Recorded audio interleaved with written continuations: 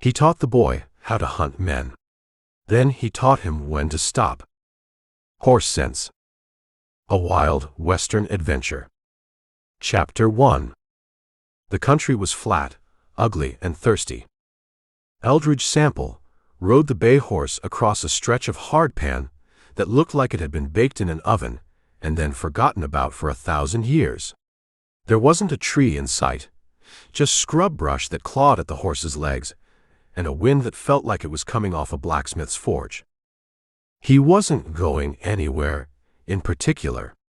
He was just putting miles behind him, letting the horse pick its way through the chala and the prickly pear. The animal was tired. Its head hung low, bobbing with each step, and its coat was matted with dust and dried sweat. It needed water, and so did he. "Bad country," Eldridge said. The horse didn't answer. It just kept walking, one hoof in front of the other, a steady, plodding rhythm that was the only sound in the vast silence. Eldridge adjusted his hat, pulling the brim down to cut the glare. He scanned the horizon. Heat waves shimmered off the ground, distorting the distance, making rocks look like houses and bushes look like men. But one shape didn't shimmer. It was a cabin. Small, squat, made of rough-cut timber that had been bleached gray by the sun. It sat in the middle of nowhere, anchored to the earth by a stone chimney and a stubborn refusal to fall down. "Smoke," Eldridge said. A thin wisp of blue smoke curled up from the chimney, disappearing into the white sky. "Smoke means fire," he told the horse. "Fire means people. People mean water." He turned the bay toward the cabin. He didn't ride fast. He rode slow, letting whoever was inside see him coming. In this country, riding up fast was a good way to get shot. He watched the cabin as he approached.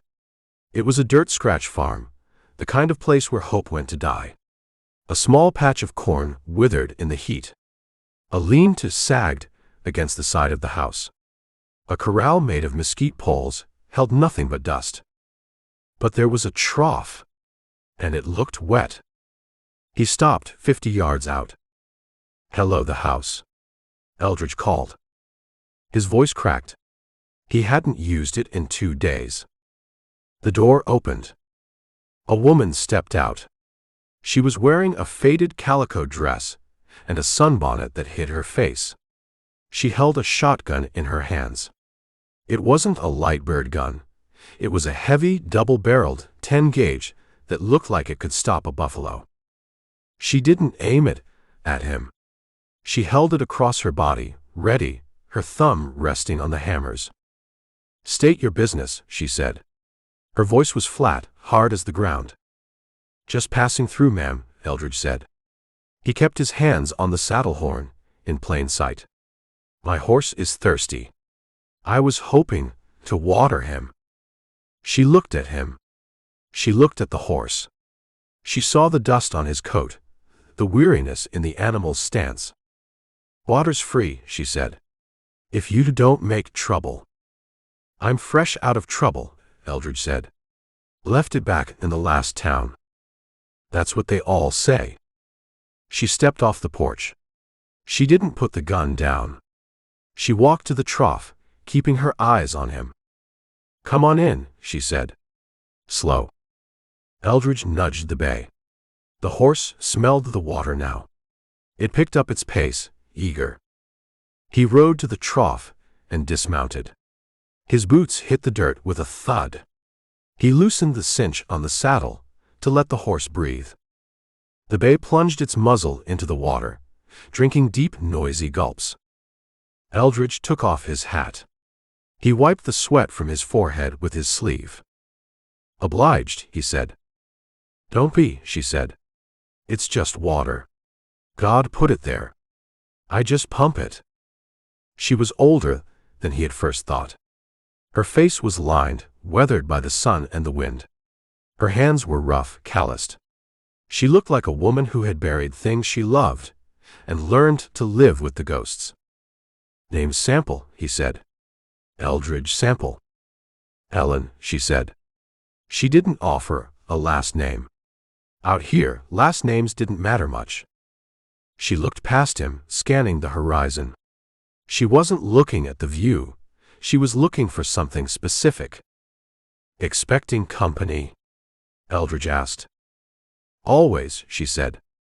"Usually the bad kind." "I'm alone." "I see that." She shifted the shotgun. "You got a look about you, Mr. Sample. Like you've been riding a long time." "Long enough." "Where are you headed?" "Fort Campbell," Eldridge said. "Heard they might have some work." "Soldier work?" "Bounty work. I hunt men who don't want to be found." She looked at him, measuring him. "There's plenty of those around. But the fort, that's a hard place. Full of noise and dust. Beats the quiet sometimes." "Does it?" She looked at the empty plain. "I like the quiet. It tells you when things are coming."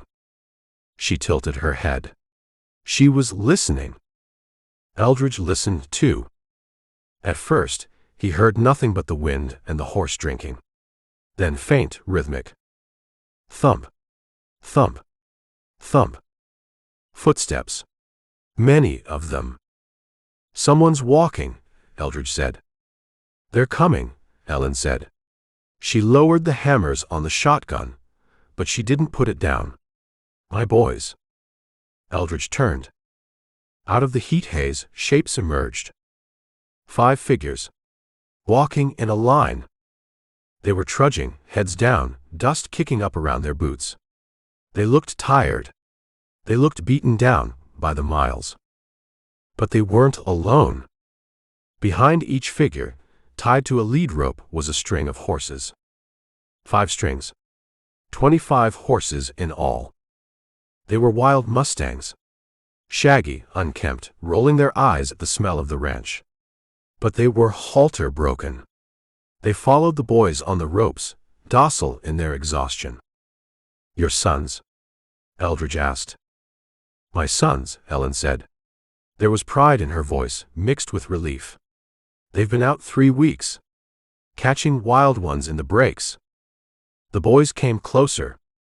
The lead boy was tall, broad-shouldered. He walked with a limp, favoring his left leg. He wore a hat that was battered and stained. He looked about 19. Behind him came another, slightly smaller, leading a string of paints. Then another. And another.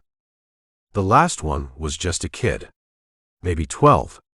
He was dragging his feet, stumbling, but he held onto his rope like it was a lifeline. They walked into the yard. The dust settled around them. The lead boy stopped. He looked at Eldridge. He looked at the gun on Eldridge's hip. He dropped the lead rope and put his hand on the knife in his belt. "Who's this?" the boy asked. His voice was rough, cracking with thirst. "Just a man watering his horse, Nate," Ellen said. "Ease down." Nate didn't ease down. He glared at Eldridge. He had the look of a young wolf who was trying to protect the den and didn't know how big his teeth were yet. "He got business here?" Nate asked. "Just thirst," Eldridge said. "Same as you." Nate looked at the trough. He looked at his brothers. They were all staring at the water, licking cracked lips. "Water the stock first," Nate ordered. "Then we drink." The boys moved. They led the strings to the corral. They started unhitching, moving with the practiced efficiency of a crew that had done this 1,000 times. Eldridge watched them. They were ragged. Their clothes were torn. They looked like they had been dragged through a cactus patch backward. But they had the horses. 25 head of wild stock, caught, broken, and walked home by 5 boys and a lot of grit. "They did good," Eldridge said. "They had to," Ellen said. "Their pa died last winter. Left us with nothing but the land and the debts." She looked at Nate. "He's trying to be the man," she said softly. "It's a heavy load for young shoulders." "He's carrying it," Eldridge said. Nate walked back from the corral. He grabbed the dipper from the bucket on the porch. He drank. Water spilled down his chin, washing away the dust. He wiped his mouth. He looked at Eldridge again. "You said you're going to the fort," Nate asked. "That's the plan." "We're heading there too," Nate said. "Tomorrow. To sell the herd. Cavalry needs mounts." "It's a long walk," Eldridge said. "We ain't walking," Nate said. "We're riding. We kept the best 5 for ourselves." He stood tall, trying to fill the space his father had left. "You see anyone on the trail?" Nate asked. "Anyone watching?" "Just lizards and heat," Eldridge said. "Why?" "Because horses are money," Nate said. "And money draws flies." Eldridge nodded. The boy had sense. Horse sense. "Watch your back trail," Eldridge said. "And keep your powder dry." He tightened the cinch on the bay. He swung into the saddle. "Thanks for the water, ma'am," he said to Ellen. "Ride safe," she said. Eldridge turned the horse. He rode out of the yard, back into the heat. He looked back once. The boys were gathered around the trough, splashing water on their faces, laughing now that the work was done. The mother stood on the porch with the shotgun, watching them. It was a hard life. A scratch life. But they were making it work. Eldridge touched the brim of his hat. "Good luck," he whispered. He turned west, toward the fort, leaving the family to their water and their wild horses, unaware that the flies Nate was worried about were already buzzing in the distance. Chapter 2. The sun didn't set so much as it collapsed, dropping behind the rim of the world and leaving a bruise of purple light that faded into a cold, hard gray.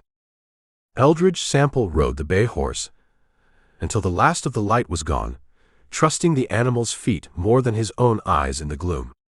The terrain had shifted from the flat hardpan to a series of rolling, broken gullies that looked like the earth had wrinkled in the heat. "Enough," Eldridge said. He pulled up in a dry wash, sheltered by a cutbank that blocked the wind.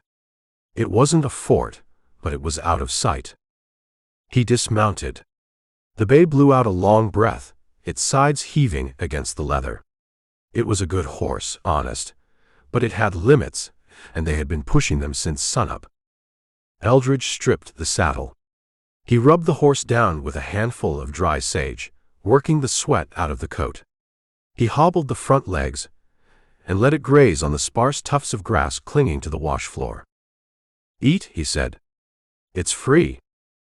He made his own camp. He didn't build a fire.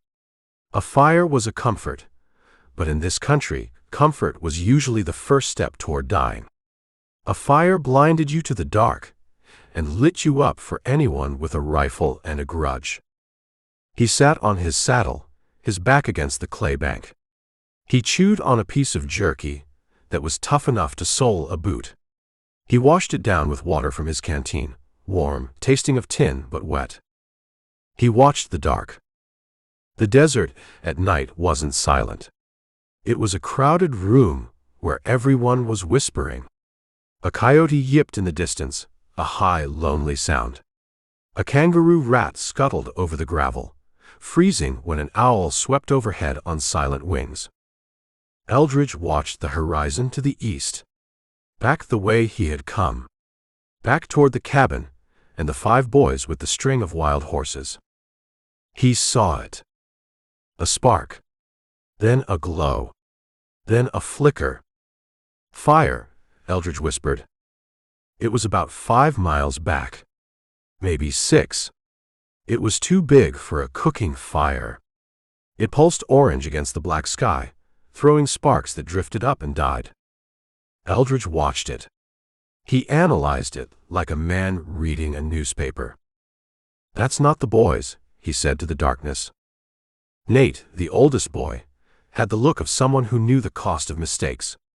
He was trying to be the man of the house. He wouldn't burn wood like that.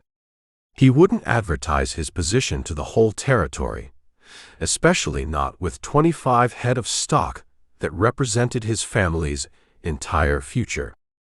And it wasn't Comanches. Comanches didn't build bonfires when they were raiding. They dug Dakota fire holes, invisible from 10 feet away, or they ate cold. White men, Eldridge judged, and arrogant ones. He watched the flames jump. The fire was built high, fed with big timber, probably dead cottonwood dragged from a creek bed. It was a fire built by men who didn't care who saw them. Men who wanted to be warm more than they wanted to be safe. Or men who knew they were the scariest things in the dark. 6 men, Eldridge guessed. Maybe more. He thought about the boys. They were walking that same trail. They were slow, dragging a string of half-broke mustangs. They would have to pass near that fire to get to the fort road. He felt the itch.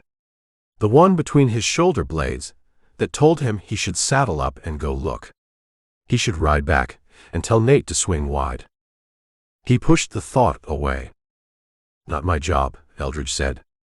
He wasn't a nursemaid. He wasn't a marshal. He was a man riding to Fort Campbell to see if there was any money to be made catching bad men, not preventing bad things from happening to good people.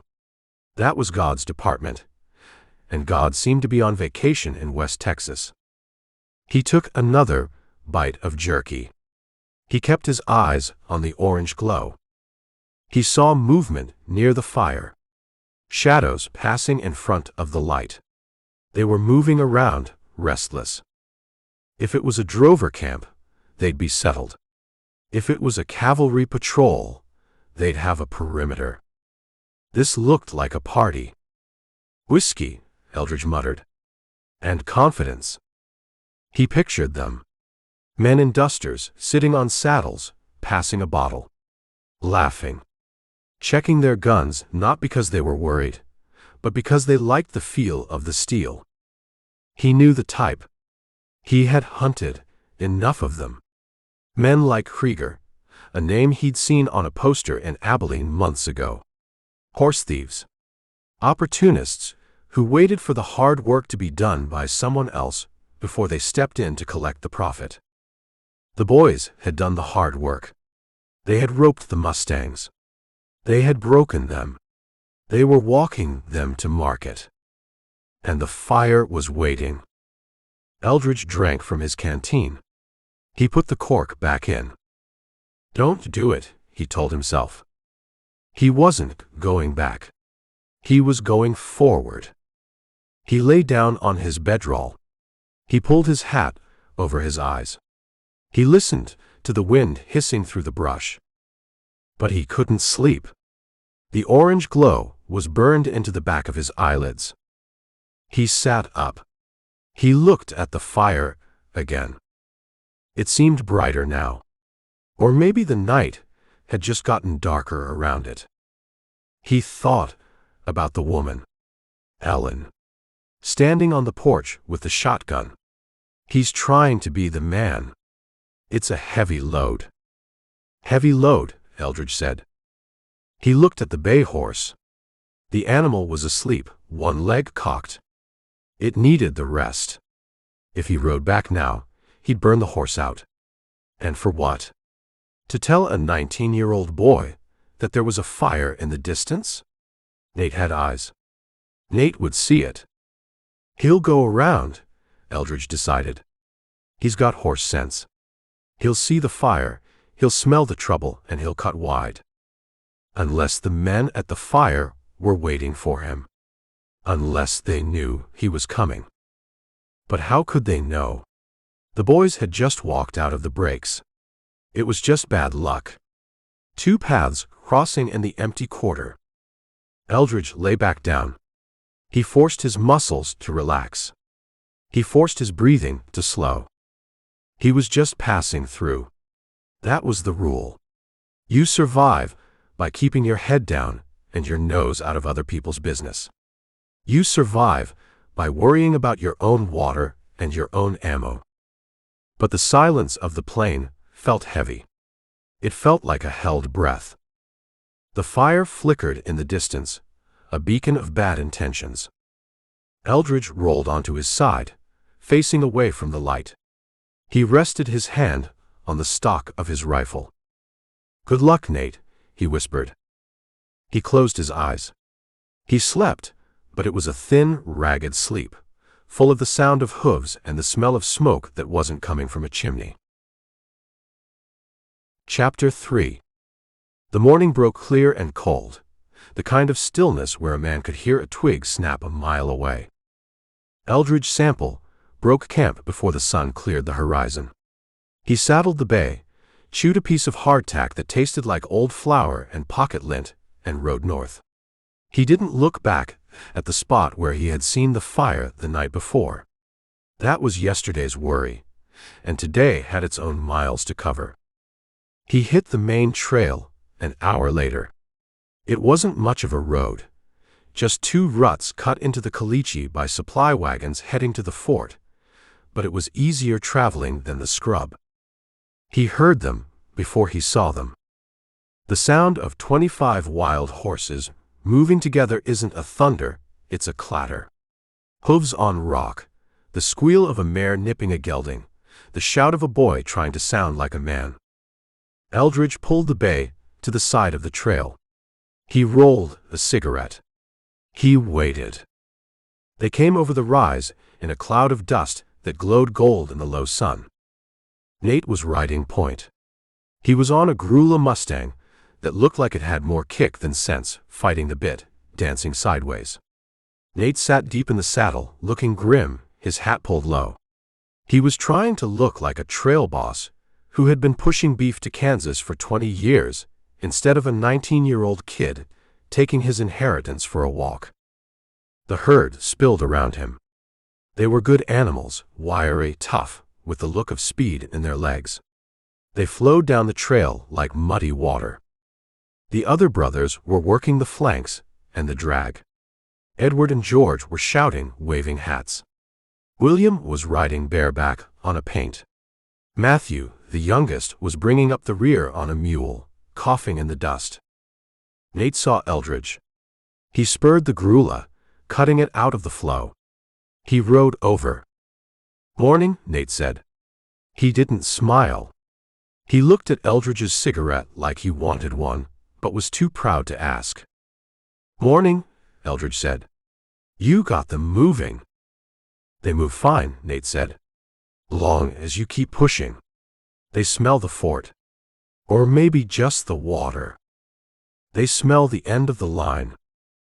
Nate looked back at the herd. He did the math in his head. You could see his lips move. 25 head, Nate said. Plus the 5 we're riding.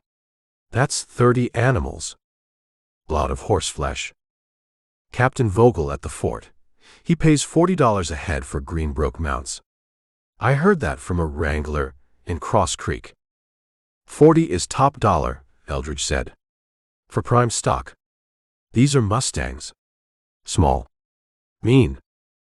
They're tough, Nate snapped. The chip on his shoulder was visible from 10 feet away.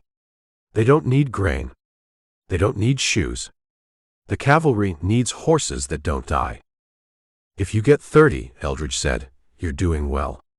That's $750. It's enough, Nate said. Enough to fix the roof. Buy seed. Pay off the note at the mercantile. He looked at Eldridge. His eyes were blue, bright with the arrogance of having a plan that hadn't gone wrong yet. We're going to be rich, Nate said. Rich enough to tell the bank to go to hell. Don't spend it before you get it, Eldridge said. Fort Campbell is still 20 miles. And the Army paymaster, sometimes he's slow. We'll wait, Nate said. We ain't in a hurry. Eldridge looked at the herd passing by. The horses were strung out. The flank riders were drifting too wide. It was sloppy. If a wolf spooked the lead mare, they'd scatter into the brush and it would take a week to round them up. Keep your brothers tight, Eldridge said. You're letting the line sag. Nate bristled. I know how to drive stock, mister. I've been doing it since I could walk. You've been driving milk cows, Eldridge said. Mustangs are different. They don't like lines. They like freedom. I got 'em this far. You got 'em 10 miles from the front porch, Eldridge said. The hard part is the middle. He thought about the fire he had seen. The 6 men. The whiskey. He almost told him. He almost said, "There's a camp 5 miles back that smells like trouble." But he looked at Nate's face. The boy was puffed up, ready to fight the world. If Eldridge told him about the bandits, Nate wouldn't turn back. He wouldn't circle wide. He'd ride straight at them to prove he wasn't scared. He'd get his brothers killed, trying to defend a string of ponies. "Just keep your eyes open," Eldridge said. "My eyes are open," Nate said. He gathered his reins. The grulla reared slightly, showing off. Nate brought it down with a heavy hand. "I'll see you at the fort," Nate said. "Maybe I'll buy you a drink. With my horse money. Maybe." Nate kicked the grulla. He rode back to the herd, shouting at his brother George to pick up the pace. "Get up there. Don't let 'em graze. We got a schedule." Eldridge watched them go. It was a parade of optimism. 5 boys and a mule, driving wild horses across a land that ate mistakes for breakfast. They didn't have guns, except for an old squirrel rifle tied to Matt's saddle and maybe a pistol in Nate's belt. They didn't have experience. They just had the desperation of poverty and the belief that if you worked hard, you got paid. "Fools," Eldridge said. He dropped his cigarette. He crushed it out with his boot heel. He waited until the dust cloud moved a 1/4 mile up the road. He didn't want to ride in their dirt. He nudged the bay. "Let's go," he said. He rode past the herd. He kept to the high ground, skirting the edge of the trail. He passed Matt on the drag mule. The kid looked exhausted. His face was streaked with dirt, his eyes red. He looked at Eldridge. He didn't wave. He just stared, looking small and fragile on the big mule. Eldridge nodded to him. He passed William and George. They were arguing about a rope. He passed Nate at the point. Nate didn't look at him. He was staring straight ahead at the fort that was hidden behind the blue hills, counting his money. Eldridge pushed the bay into a trot. He left them behind. He wasn't their father. He wasn't their guardian. He was a man with his own road to travel. But as he rode, putting distance between himself and the family, the silence of the plain felt heavier than usual. It felt like the calm before a storm that only he could see coming. He touched the colt. 30 ahead, Eldridge muttered. If they're lucky. He rode toward the fort, leaving the boys to learn the difference between a plan and a payday the hard way.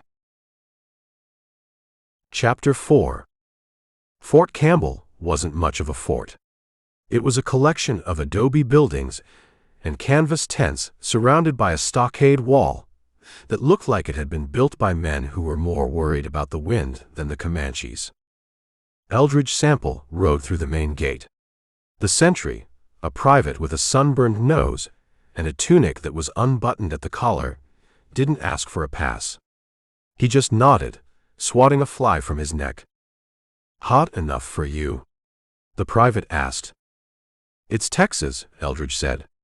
"It's supposed to be hot." He rode onto the parade ground. It was a dust bowl, churned up by caissons and cavalry drills. A squad of troopers was dismounted, practicing saber cuts at the air, looking bored and sweaty.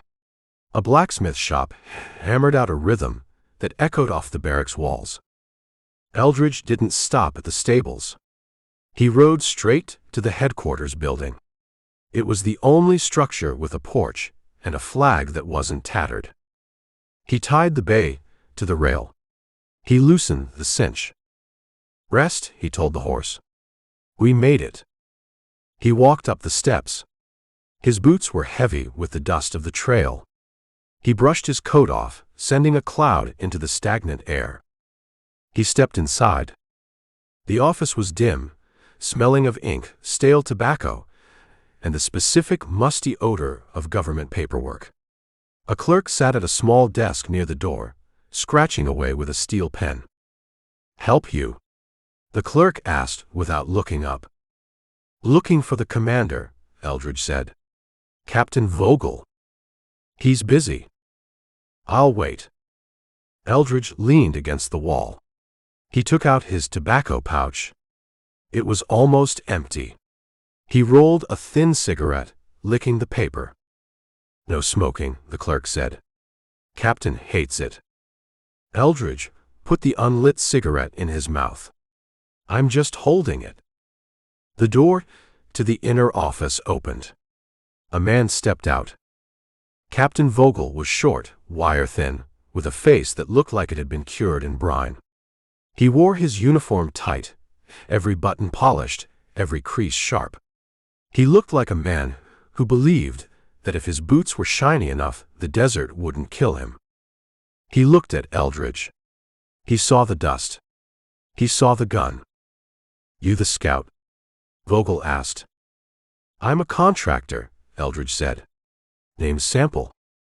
"Sample? Don't know it." Vogel walked to the water cooler. He poured a cup. "What do you want?" "I'm looking for paper," Eldridge said. "Wanted posters? Bounties? Heard you get the wires from Austin." Vogel drank. He wiped his mustache with a knuckle. "We get them," Vogel said. "When the wire is up." "Is it down?" "Windstorm took out 3 poles near the Brazos Crossing 2 days ago," Vogel said. "Line's dead. No news, no orders, and no bounties." "When's it coming back?" "Repair crew went out this morning," Vogel said. "Maybe tomorrow. Maybe the day after. Depends on if they find the poles, or if the wood rot got 'em." Eldridge sighed. He took the cigarette out of his mouth. "So I'm waiting," Eldridge said. "We're all waiting, Mr. Sample. That's what the Army does. We wait for orders, we wait for pay, we wait for the Indians to decide they're tired of the reservation." Vogel looked at Eldridge's coat. "You ride in from the east?" Vogel asked. "Cross the plain." "See anything?" "Saw a family," Eldridge said. 5 boys pushing a string of mustangs. Heading this way." "Mustangs?" Vogel perked up. "Wild stock. Green broke. They're looking to sell." "We need horses," Vogel said. "Remount came through last month and took the best of what we had. If they got good legs, I'll buy 'em." "They looked sound," Eldridge said. The boys looked tired. "It's a hard ride." "Saw something else," Eldridge said. "Last night. Campfire. About 5 miles south of the trail." "Drovers?" "Too big for drovers," Eldridge said. "Big fire. Lots of smoke. Looked like a party." Vogel frowned. He walked to the window and looked out at the parade ground. "We've had reports," Vogel said. "Stock thefts. Settlers losing cattle. A few horses gone missing from the livery in town." "You investigate." "I send patrols," Vogel said. "They find tracks. They find dust. They don't find men. Whoever it is, they know the ground. They hit and run." "Might be the men at the fire," Eldridge said. "Might be," Vogel agreed. "But I can't send a troop out on a smoke signal. I need actionable intelligence." "You need a telegraph line." "That too." Vogel turned back. "You sticking around?" "Until the wire gets fixed. I need the work." "There's a town outside the gate," Vogel said. "Broken Bow. It ain't much. Sutler's store, a saloon, and a few tents. You can find a bed there. Or a drink." "I'll find a drink," Eldridge said. Keep your nose clean, Sample. I don't like contractors making trouble in my sector. I don't make trouble, Eldridge said. I just clean it up. He tipped his hat. He walked out. The sun was straight up now, hammering the fort. Eldridge untied the bay. One more stop, he told the horse. Then you get the grain. He led the horse out the gate. Broken Bow was exactly what Vogel had promised, a parasitic settlement clinging to the walls of the fort like a barnacle. The main street was dirt, the buildings were canvas and scrap wood. Eldridge found the livery. It was a lean-to with a corral. He paid the stableman, a man with one arm and a breath that smelled of onions, 50 cents to board the bay. Grain, Eldridge said. Real grain. Not filler. I got corn, the man said. It's good. Eldridge grabbed his saddlebags. He walked to the saloon. It was a tent with a wooden floor and a sign that said the canteen. He went inside. It was hot. The air smelled of sweat and warm beer. Soldiers off duty were sitting at tables made of barrels, playing cards. A few locals were leaning against the bar. Eldridge ordered a beer. It was lukewarm, but it was wet. He leaned against the bar. He watched the room. He thought about the boys. Nate and the herd. They were out there, walking through the heat. They would be hitting the pass about now. The narrow spot where the trail cut through the ridge. He thought about the fire he had seen. The big, arrogant fire. Not my business, Eldridge whispered. He drank the beer. He was here for the paper. The wanted posters. The official government bounties that paid in gold. He wasn't here to nursemaid a string of wild ponies. But the feeling in his gut wouldn't go away. It was the same feeling he got when the barometer dropped before a storm. A heavy, static pressure. He signaled the barkeep for another. Telegraph's down, the barkeep said, pouring the beer. Everyone's grumpy. Bad wind, Eldridge said. Bad luck, the barkeep said. Seems like every time things get quiet, the wire snaps. Or the stage gets robbed. Or someone loses a herd. Eldridge looked at him. Loses a herd. Happens, the barkeep said, wiping a glass. Men go out, they don't come back. Stock vanishes. The captain says it's rustlers. I say it's ghosts. Ghosts leave tracks, Eldridge said. Not in this wind. Eldridge finished the beer. He put a coin on the bar. He walked out. He found a spot in the shade of the general store porch. He sat down on a bench. He pulled his hat over his eyes. He would wait. He would give the wire a day. And he would listen. Because in a town like this, the wind always carried voices, and sooner or later, it would tell him who built that fire. Chapter 5. The telegraph wire didn't hum.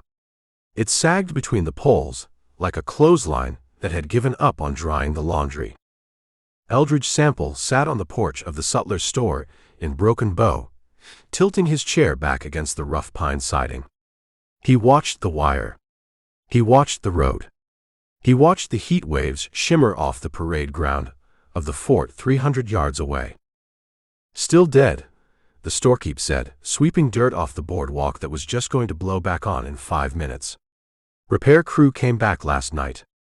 Said the poles were snapped clean off. Like a giant stepped on them. Wind does that, Eldridge said.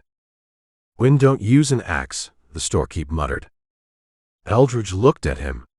The storekeep was a man named Hiram, who wore an apron that mapped the history of his last 10 meals. You think someone cut it? Eldridge asked. I think Comanches like to disrupt communications, Hiram said. And I think rustlers like it even better. No wire means no cavalry patrols getting dispatched to specific coordinates. Means they can work the trail without looking over their shoulder. Eldridge took out his tobacco. He rolled a cigarette, thin and tight. "You hear names?" Eldridge asked. "Besides rustlers?" "I hear lots of things," Hiram said. He stopped sweeping. He leaned on the broom. "I hear Kreeger is back in the territory." "Kreeger? Horse thief. Bad one. Used to run with the Comancheros before the army cracked down. Now he works freelance. Hits the drovers coming up from the south." Eldridge lit the cigarette. He tasted the smoke. It tasted like waiting. "Where does he work?" "The breaks," Hiram said. "The rough country east of here. Where the law don't go because the horses break their legs." Eldridge thought about the fire he had seen 2 nights ago. The big, arrogant fire. He thought about Nate and the string of mustangs walking right toward it. "He'd like a string of wild ponies," Eldridge said. "He'd like 'em fine," Hiram agreed. "Easy money. Army pays $40 a head. Kreeger takes 'em for free, sells 'em for $20, and drinks the profit." Eldridge dropped the front legs of his chair to the deck. The thud was heavy. "How long does it take to walk stock from the Painted Rock crossing?" Eldridge asked. "Drovers. Moving slow." Hiram calculated, looking at the sky. 2 days. Maybe 3, if the stock is green. "It's been 3 days," Eldridge said. He stood up. He walked to the edge of the porch. He looked east. The road was empty. Just dust and scrub brush. "Maybe they stopped for water," Hiram said. "Maybe they lost a few and had to chase 'em. Maybe." Eldridge walked down the steps. He headed for the canteen. He needed to kill time, and he needed to hear if anyone else knew about Kreeger. The saloon tent was hot, the canvas flapping listlessly. A game of faro was running in the corner. Eldridge bought a beer. It was warm. He stood at the bar. A scout was standing next to him, a man in buckskins with a face like a dried riverbed. "Wire's still down," the scout said to the barkeep. "Captain's fit to be tied. He's got reports of stock theft near the canyon, and he can't confirm the orders." "Kreeger?" the barkeep asked. "Has to be. Found a dead steer yesterday. Shot. Only the choice cuts taken. That's Kreeger's style. He don't steal to eat, he steals to ruin." Eldridge put his beer down. "This Kreeger," Eldridge said. "How many men?" The scout turned. He looked Eldridge over. "Who's asking?" "Interested party." "6, the scout said. "Maybe 7. Hard cases. They ride fast horses and they carry long guns." "Why?" "Just curious about the local wildlife." "He ain't wildlife," the scout said. "He's a pestilence. And the captain, he's stuck here waiting for a telegram while Kreeger eats the county." Eldridge finished his beer. He walked out. He went to the livery. His bay horse was in the corral, eating corn. It looked rested. The dust was brushed out of its coat. "You ready to ride?" Eldridge asked the horse. The bay flicked an ear. Eldridge didn't saddle up. Not yet. He had no reason to. Just a feeling. A bad itch between his shoulder blades that said the quiet wasn't peace, it was the breath before the scream. He walked back to the store porch. He sat down. He pulled his hat over his eyes. He waited. The sun dragged itself across the sky. The shadows lengthened. The Fort Bugler blew mess call. The road remained empty. Eldridge slept or dozed, listening to the wind and the rhythm of the blacksmith's hammer. Night came. Then morning. The telegraph line stayed dead. Eldridge sat on the porch again, drinking coffee that tasted like iodine. Then he saw it. Dust. a small cloud rising fast on the eastern trail. "Rider," Hiram said, shading his eyes. "Coming in hard." Eldridge stood up. He set the cup on the rail. He watched the dust. It wasn't a patrol. It was a single horse, running flat out. The horse took shape. A roan mustang. Lathered. Head low. Stumbling. The rider was small. He was clinging to the mane, bouncing with the erratic gait of a blown animal. "That ain't a soldier," Hiram said. Eldridge stepped off the porch. He walked into the street. The horse hit the edge of town. It tried to stop, its legs locking, but it didn't have the strength. It collapsed. It went down on its knees, pitching the rider forward into the dirt. The rider hit the ground and rolled. He lay there for a second, then pushed himself up. It was Matthew, the 12-year-old. His face was a mask of dust and tears. His shirt was torn. He was missing a boot. He looked at the fort. He looked at the town. He saw Eldridge. "Mister!" Matt screamed. His voice was a raw shred of sound. "Mr. Sample." Eldridge ran. He got to the boy just as Matt's legs gave out again. He caught him. "I got you," Eldridge said. "I got you, son." "They took him," Matt sobbed, grabbing Eldridge's coat. "They took the horses. All of them." "Who?" "Men. In the pass. They hit Nate. They hit George." Eldridge looked at the dead, tired, roan horse.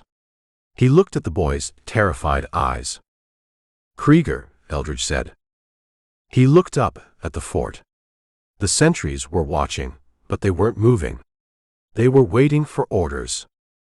Eldridge didn't wait. "Come on," he said to the boy. "Get up. We're going to get my horse." Chapter 6. The boy smelled of dried sweat and fear, a sour, sharp odor that cut through the dust of the street. Eldridge Sample held him up.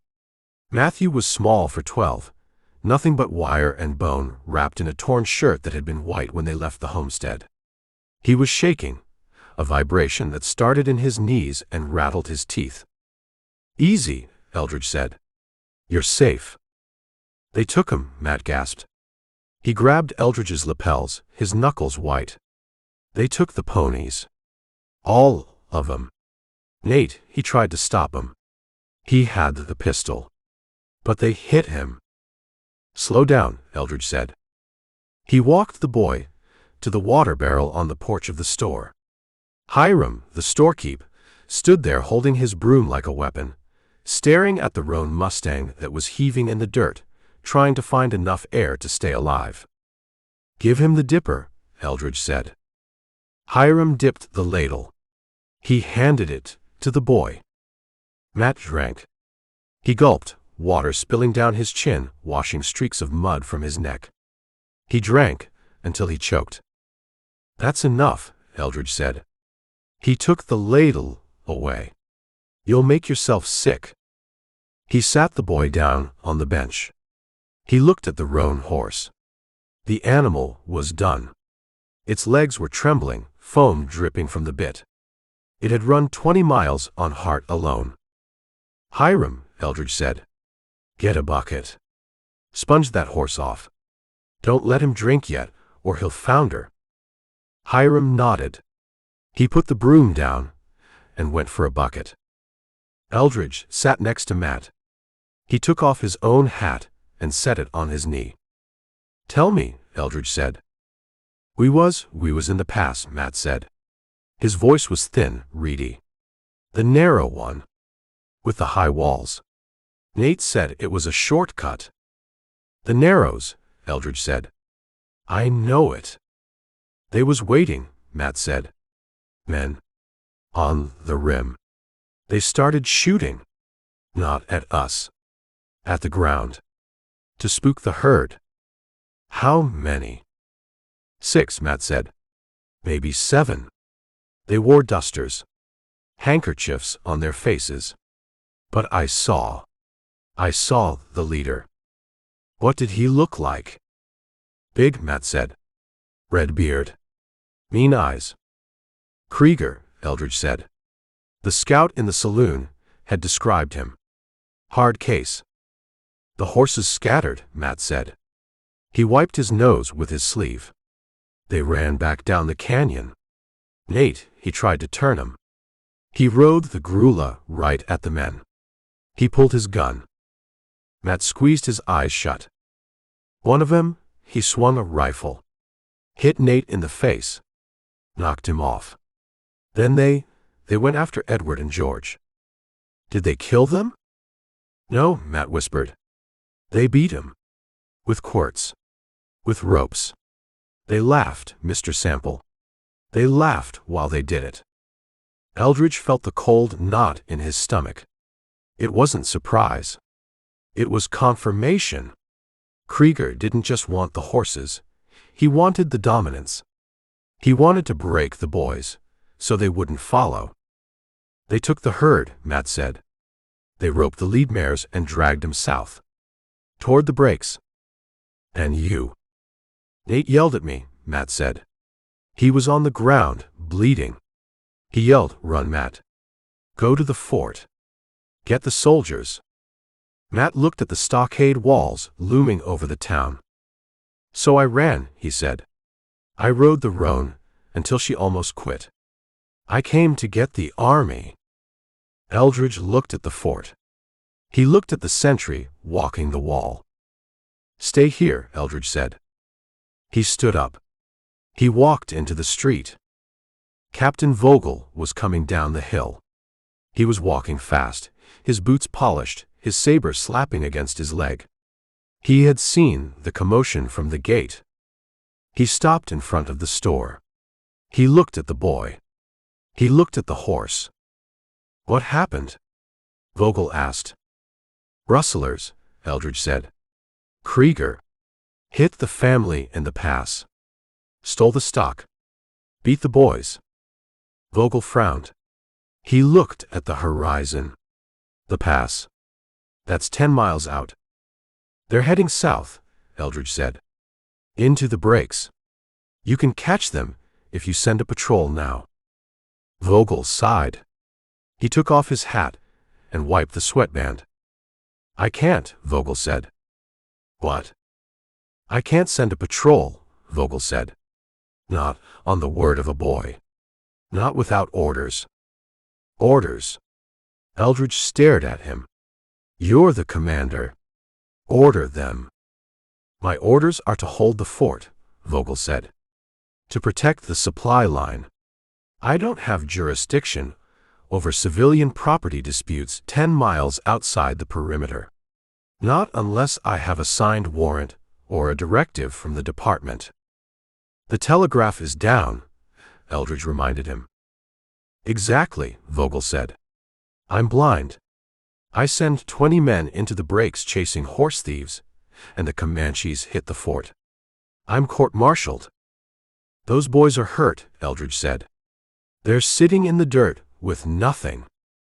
I can send a wagon, Vogel said, to pick them up. Bring them in. The surgeon can look at them. A wagon won't get the horses back. The horses are gone, Sample. Kreeger knows the breaks better than my scouts. By the time we get there, he'll be in Mexico or he'll have split the herd. Vogel put his hat back on. I'm sorry, Vogel said. Truly. But the army isn't a sheriff's department. He turned and walked back toward the gate. He walked stiffly, following the regulations that kept him safe and useless. Eldridge watched him go. He spat into the dust. Civilization, Eldridge said. He walked back to the porch. Matt was looking at him. The hope in the kid's eyes was painful to see. Are they coming? Matt asked. The soldiers? No, Eldridge said. They're busy polishing their buttons. Matt slumped. Then we lost. We didn't lose, Eldridge said. We just changed management. He walked to the livery. His bay horse was eating corn. It looked rested. Strong. "Time to earn your keep," Eldridge told the horse. He saddled up. He checked the cinch. He slid the Springfield into the scabbard. He checked the colt. He led the horse back to the store. "Hiram," Eldridge said, "give the boy a canteen and some jerky." Hiram hurried inside. He came back with a canvas water bag and a handful of dried beef. Eldridge handed them to Matt. "Eat," Eldridge said. "Drink." "What are we doing?" Matt asked.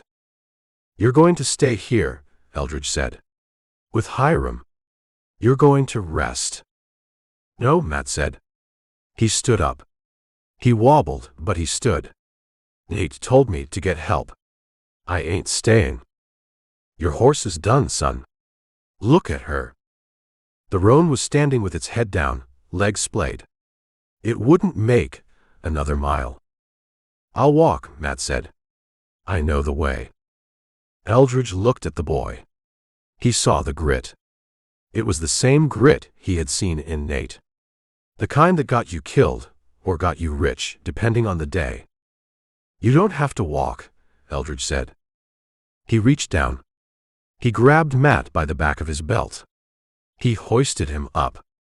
"You ride behind me," Eldridge said. "Double. Until we find them." "Find who?" "The thieves." "Your brothers," Eldridge said. "We get them first. Then we talk about thieves." Matt settled onto the bay's rump, holding onto the cantle of the saddle. You're going after them?" Matt asked. "Alone." "I'm not alone," Eldridge said. "I got a guide." He swung into the saddle. The bay took the extra weight without complaint. It was a war horse. It was used to carrying a burden. Eldridge looked at Hiram. "Watch the roan," Eldridge said. "If I'm not back in 2 days, sell her and give the money to the widow." "You coming back?" Hiram asked. "I plan to," Eldridge said. "With interest." He turned the horse. They rode out of Broken Bow. They rode past the silent fort. They hit the trail east. The sun was dropping, casting long shadows across the plain. The heat was breaking, but the anger in Eldridge's gut was just warming up. He wasn't a soldier. He wasn't a lawman. He was a man who knew that when the rules failed, you had to make your own. "Hold on, Matt," Eldridge said.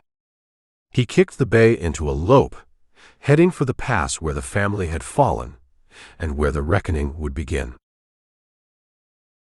Chapter 7. The bay horse was carrying double, and it wasn't happy about it. It labored up the grade, its hooves slipping on the shale, blowing hard through nostrils caked with dust. Eldridge Sample shifted his weight forward to help the animal climb. Behind him, Matthew held onto the cantle of the saddle with a grip that hadn't loosened in 10 miles. The boy was shivering, despite the heat. Shock did that. It turned the blood cold, even when the sun was cooking the skin. "How far?" Eldridge asked. Just past the ridge," Matt whispered. His voice was a dry rattle. "Where the rocks squeeze in." "The Narrows," Eldridge said. He knew the spot. It was a natural choke point, the kind of place where a man with a rifle could stop an army, or where 6 men with quirts could stop 5 boys with a dream. They crested the ridge. The land dropped away into a jagged cut.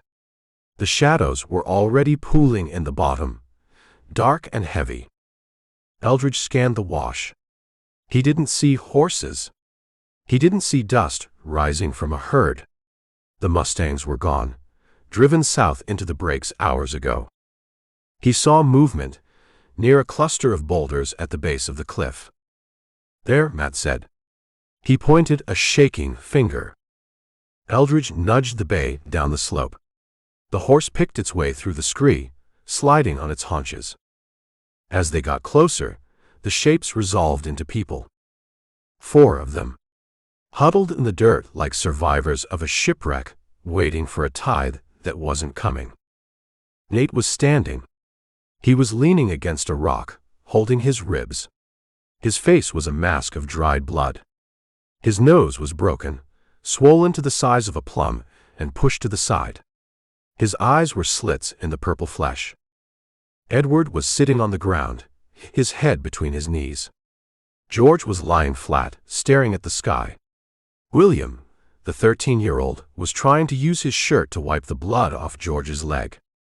Eldridge pulled up. He swung down. He reached up and helped Matt slide off the rump. Matt ran to his brothers. Nate. I brought him. I brought the man. Nate looked up. He saw Eldridge. He didn't look relieved. He looked ashamed. You, Nate croaked. He tried to straighten up, but his ribs caught him and he winced. I told you. I told you I'd see you at the fort. You didn't make it, Eldridge said. He walked into the circle.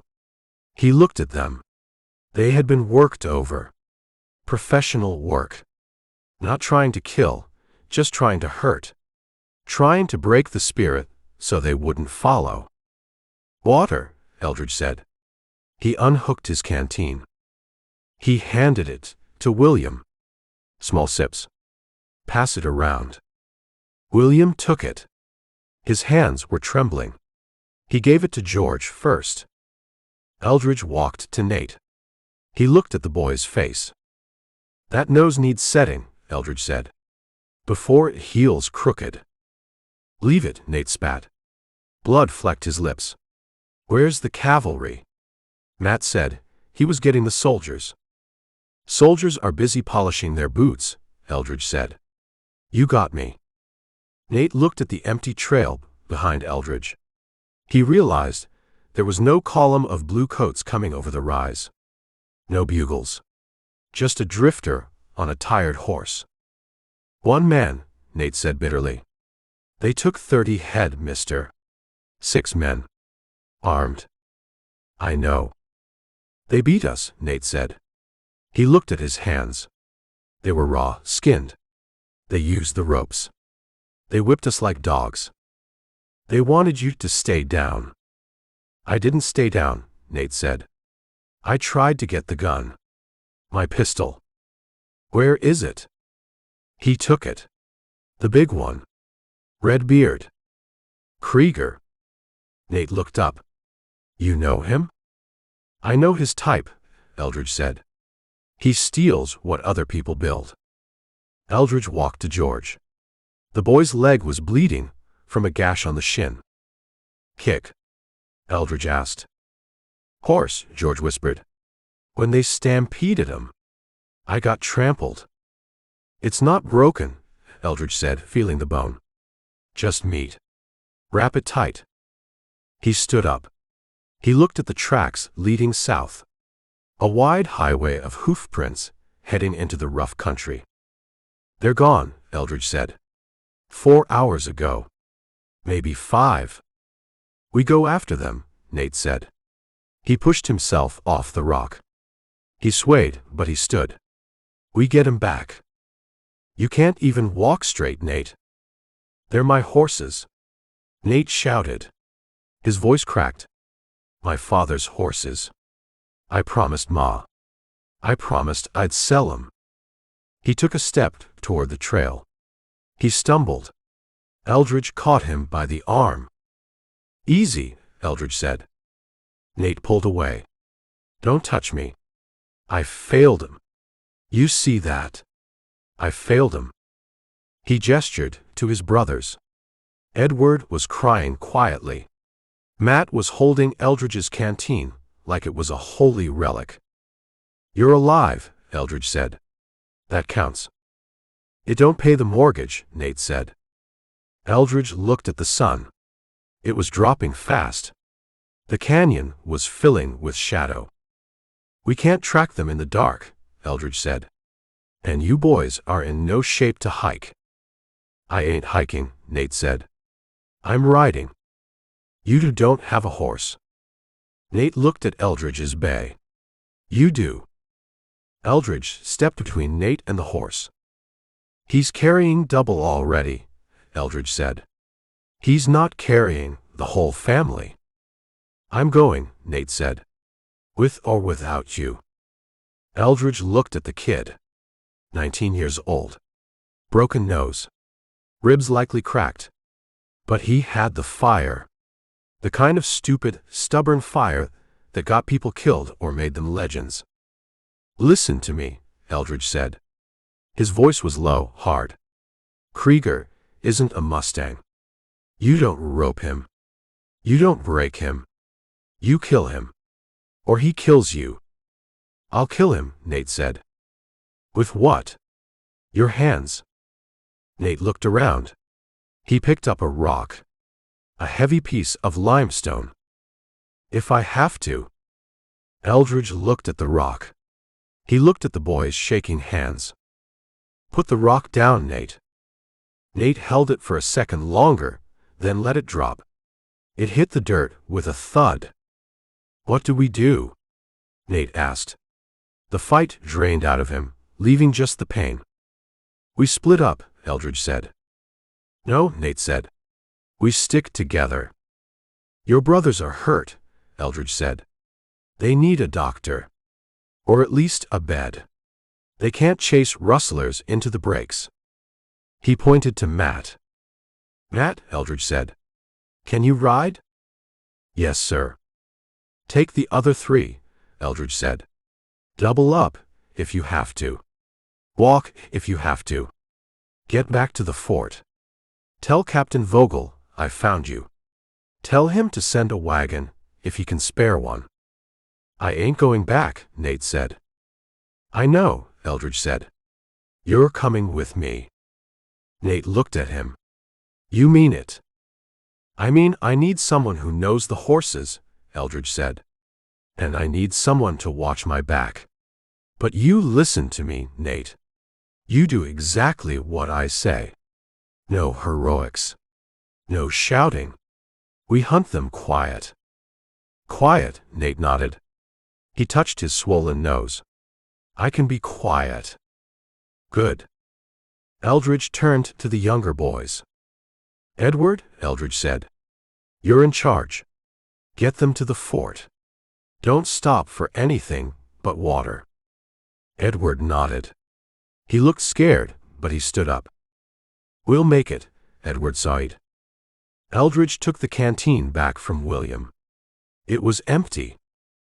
Get going, Eldridge said. Use the daylight while you got it.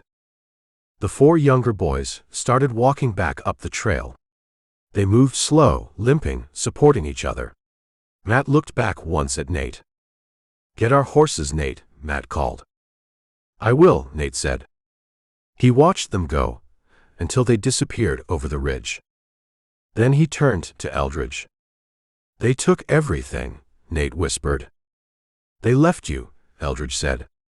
That was their mistake. Eldridge walked to his horse. He took the Springfield out of the scabbard. He checked the action. You ever shoot a rifle? Eldridge asked. Squirrels, Nate said. Kreeger is bigger than a squirrel, Eldridge said. But he bites back. He handed the rifle to Nate. Hold this, Eldridge said. Don't shoot it unless I tell you. I got the pistol. Nate took the heavy gun. He held it like it was made of glass. We walk, Eldridge said. My horse needs a break. And we need to find water before we find Kreeger. I know where there's water, Nate said. A spring. 5 miles south. Then lead the way. They started walking. Eldridge led the horse. Nate walked beside him, clutching the stolen rifle, limping into the long shadows of the canyon, leaving his childhood in the dust behind him. Chapter 8.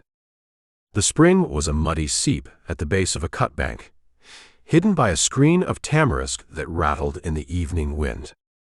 Eldridge Sample knelt in the mud. He cleared the scum from the surface of the water with the palm of his hand, waiting for the pool to refill. The bay horse stood behind him, head low, blowing soft, dusty breaths against the back of his neck.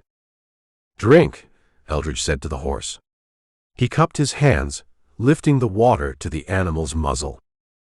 Nate stood 10 feet away. He was holding the Springfield rifle, like it was a shovel he didn't know how to use. He was shivering, the shock of the beating and the walk settling into his bones as the sun vanished. His face was a swollen mask of purple and black, his nose a shapeless lump. "You gonna drink?" Eldridge asked. "I ain't thirsty," Nate said. His voice was thick, clogged by the blood in his sinuses. "Drink anyway. Thirst makes you stupid. And you're already halfway there." Nate bristled. He leaned the rifle against a rock and knelt by the seep. He drank, wincing as the cold water hit his split lip. He wiped his mouth with a sleeve that was already stiff with dried blood. "I ain't stupid," Nate said. "I'm here." "Being here is the easy part," Eldridge said. "Staying here is the trick." Eldridge sat back on his heels. He rolled a cigarette, his fingers moving by feel in the gloom. He lit it, the match flare illuminating his face for a second, hard, lined, indifferent. "You want to catch them," Eldridge said. "I want my horses." "You want Kreeger," Eldridge corrected. "I saw you with that rock back in the pass. You wanted to smash something." Nate looked at his hands. They were raw, skinned from the rope burn in the rocks. "He laughed," Nate whispered. "When he hit George, he laughed. Like it was funny." "It was funny to him," Eldridge said. "Power is always funny to the man holding the whip." Eldridge stood up. He walked over to Nate. He took the rifle. He checked the action, then handed it back. "Listen to me," Eldridge said. "You're 19. You fixed a roof. You broke some ponies. You think that makes you a man. I am a man." "You're a boy with a mortgage," Eldridge said. "Kreeger, he's a wolf. He's been eating sheep since before you were born. You ride in there with your chin up and your heart burning, he'll gut you. And he'll laugh while he does it." "So what do I do?" Nate asked. "Run home." "No," Eldridge said. "You change." He took a drag of the cigarette. The tip glowed red. "To catch a man like that," Eldridge said, "you can't be a farmer. You can't be a brother. You have to be a monster." Nate stared at him. "A monster?" "You have to be willing to do things that make you sick," Eldridge said. "You have to be willing to shoot a man while he's eating his dinner. You have to be willing to burn a camp down with people inside it. You have to turn off the part of you that worries about right and wrong, and just worry about who hits the ground first." "I can do that," Nate said. "Can you?" Eldridge stepped closer. He invaded the boy's space. "Can you put a knife in a man's neck and watch the light go out without blinking? Can you listen to him beg for his mother and pull the trigger anyway because he's too dangerous to leave alive?" Nate swallowed. He looked at the rifle. I have to getting the horses back." "That's not the question," Eldridge said. "The question is, can you be the thing that scares Kreeger? Because if you can't, you're just meat." Nate looked at the dark horizon. He thought about his brothers, beaten and bleeding in the dirt. He thought about the laughter. His face hardened. The pain seemed to recede, replaced by a cold resolve. "Show me," Nate said. "It's not something I can show you," Eldridge said. "It's a switch you flip. You turn it on, and you don't turn it off until the job is done. And when you turn it off, you gotta live with what you did." Eldridge dropped the cigarette. He crushed it out. "We have an agreement," Eldridge said. "You do what I say. When I say it. If I tell you to run, you run. If I tell you to shoot, you shoot. If I tell you to sit in a hole and count rocks, you count rocks. You hesitate, you die. And I don't get paid.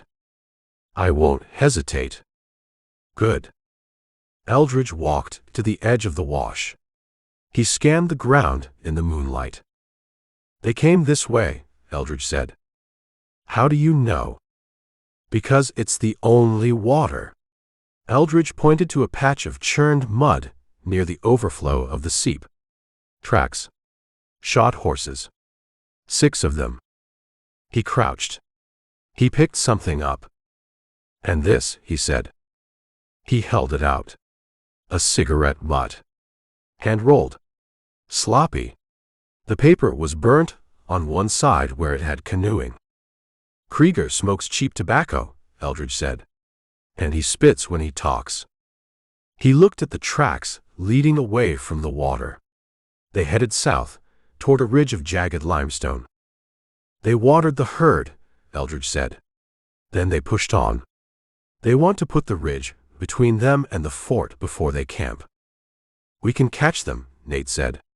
He gripped the rifle. Tonight. We can find them tonight, Eldridge said. We catch them when they make a mistake. He walked back to the bay horse. He tightened the cinch. You ride, Eldridge said. What? You ride. I walk. But it's your horse. It's my horse, Eldridge said. But you're the one with the broken ribs. You slow me down on foot. In the saddle, you can keep up. Nate hesitated. That ain't right. It ain't polite, Eldridge said. But it's tactical. Get up. Nate climbed into the saddle. He groaned as he settled his weight, but he took the reins. Keep the rifle across your lap, Eldridge said. Safety off. Hammer down. Eldridge started walking. He moved with a long, swinging stride, his boots finding purchase on the rocks. Be a monster, Nate whispered to himself. Eldridge heard him. He didn't look back. First you find the monster, Eldridge said to the dark. Then you learn to control it. That's the trick, Nate. The controlling it. They moved out of the wash, heading for the limestone ridge, hunting the men who had stolen a future, and left a boy to learn the hard way that in the breaks, the only justice is the kind you bring with you. Chapter 9. The limestone ridge was a spine of broken rock that cut across the plain like a scar, throwing a long, jagged shadow in the moonlight. Eldridge Sample stopped walking. He held up a hand. Behind him, on the bay horse, Nate pulled the reins. The leather creaked. The boy was riding stiff, holding the Springfield rifle across his lap with a grip that hadn't loosened in 3 miles. He looked at Eldridge, then at the dark shape of the ridge. You see them? Nate whispered. I smell them, Eldridge said. The air in the lee of the ridge was still, trapped against the stone. It held the scent of wood smoke that had burned down hours ago, mixed with the heavy, greasy smell of bacon grease and horse manure. They camped here, Eldridge said. Last night. He walked forward. He moved into a shallow depression, sheltered by a stand of mesquite. The camp was there, or what was left of it. It wasn't a military bivouac. It was a sprawling mess. A fire ring of blackened stones sat in the center, filled with white ash and half-burnt logs. Tin cans were scattered in the brush, beans, peaches, lard, thrown over shoulders without a second thought. A broken whiskey bottle glinted in the dirt. Eldridge kicked a can. It rattled against a rock. Sloppy, Eldridge said. Nate slid down from the saddle. He winced as his boots hit the ground, his hand going to his bruised ribs. He walked into the circle of debris. They didn't even cover the fire, Nate said. They just let it die. They aren't worried about smoke, Eldridge said. And they aren't worried about being followed. He walked to the perimeter. The ground was churned up, a chaotic map of hoofprints. Here's your herd, Eldridge said. He pointed to a line of tracks leading to a rope line strung between two mesquite trees. The bark was stripped where the lead ropes had been tied. They tied them short, Eldridge said. Didn't let them graze. Just watered them and tied them up. Nate knelt by the tree. He touched the raw wood. They didn't unsaddle the riding horses, Nate said, looking at a different set of tracks. Girth marks in the dust. They loosened them, but they left the gear on. Ready to move, Eldridge said, but not ready to fight. He walked back to the fire. He picked up a piece of bacon rind that had been dropped in the dirt. The ants were already working on it. Look at this, Eldridge said. Nate looked. It's garbage. It's waste, Eldridge said. Men who are hungry don't drop meat. Men who are scared don't leave a trail of tin cans. Kreeger, he thinks he's on a picnic. He thinks we're kids, Nate said bitterly. He thinks you're nothing, Eldridge corrected. He thinks he took candy from a baby, and now he's just riding to the bank to cash it in. Eldridge dropped the rind. He wiped his hand on his pants. That's good for us, Eldridge said. Good. He's laughing at us. Let him laugh. Laughing men don't look over their shoulders. They don't post sentries. They sleep heavy. Eldridge walked to a spot where a bedroll had been laid out. The ground was smooth flat.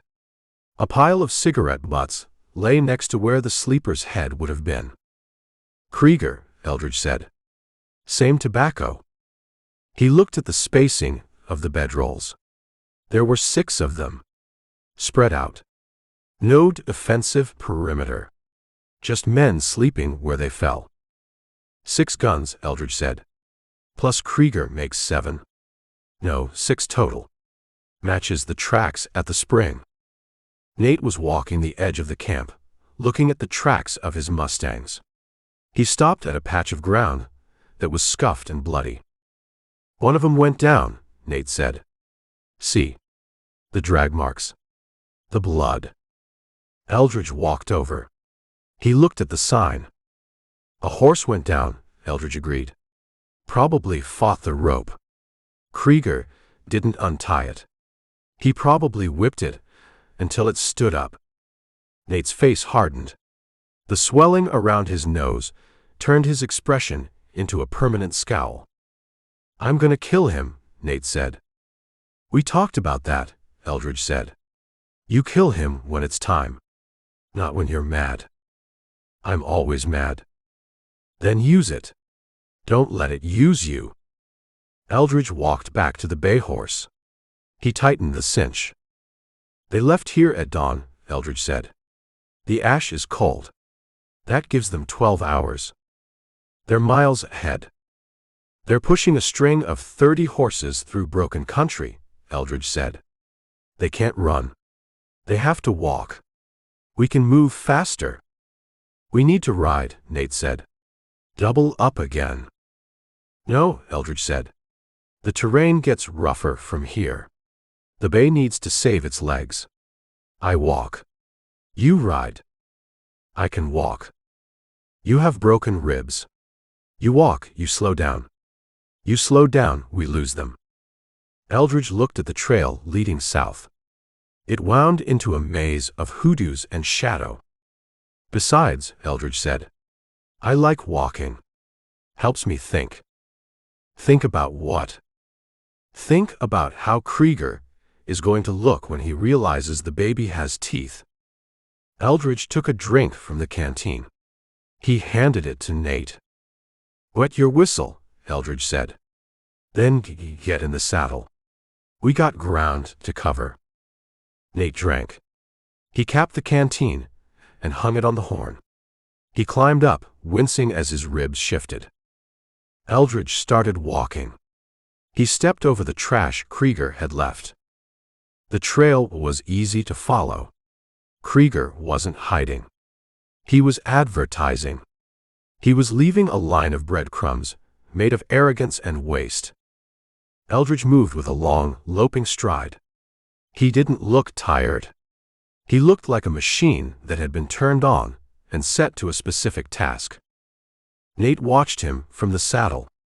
He watched the way Eldridge scanned the horizon, the way his hand brushed the butt of the Colt every few minutes. "You done this before," Nate said. "Once or twice." "Did you catch him?" Eldridge didn't answer immediately. He stepped around a chala cactus. "I caught them," Eldridge said. And the world kept turning," Eldridge said. "But there were fewer thieves in it."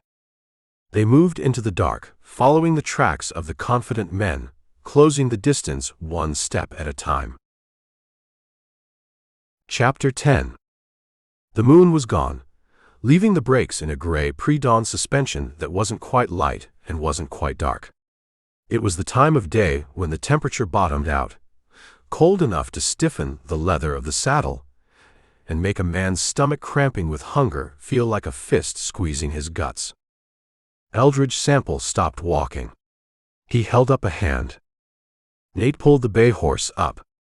The boy was shivering, hunched over the pommel, his face pale beneath the bruising. He looked at Eldridge with eyes that were sunken and angry. "Why are we stopping?" Nate asked. His voice was a scratchy whisper. "The tracks are right there." "The tracks aren't going anywhere," Eldridge said. "But you are. You're swaying in the saddle like a drunk on Sunday morning." "I'm fine." "You're empty," Eldridge said. "You haven't eaten since the fort. Your body is eating itself. Keep going like this, you'll fall off, and I'm not carrying you." Eldridge walked to a cluster of prickly pear cactus growing near a pile of rocks. He pulled his knife.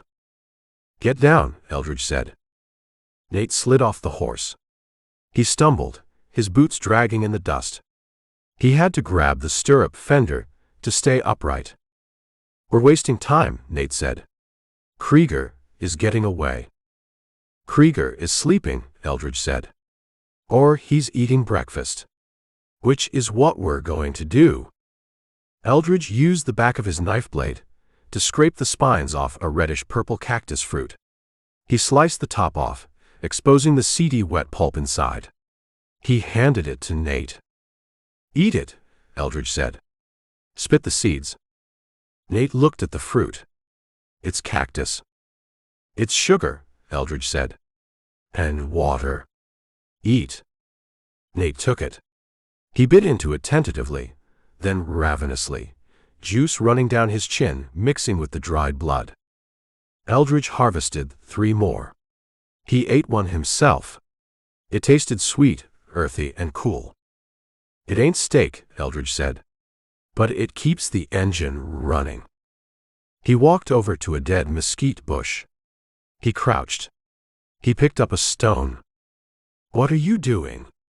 Nate asked, wiping his mouth. "Rabbit run," Eldridge said.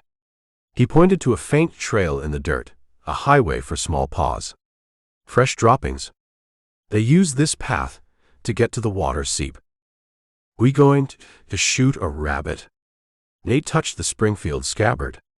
"That'll wake the dead." "No shooting," Eldridge said. "Noise is expensive." He reached into his pocket.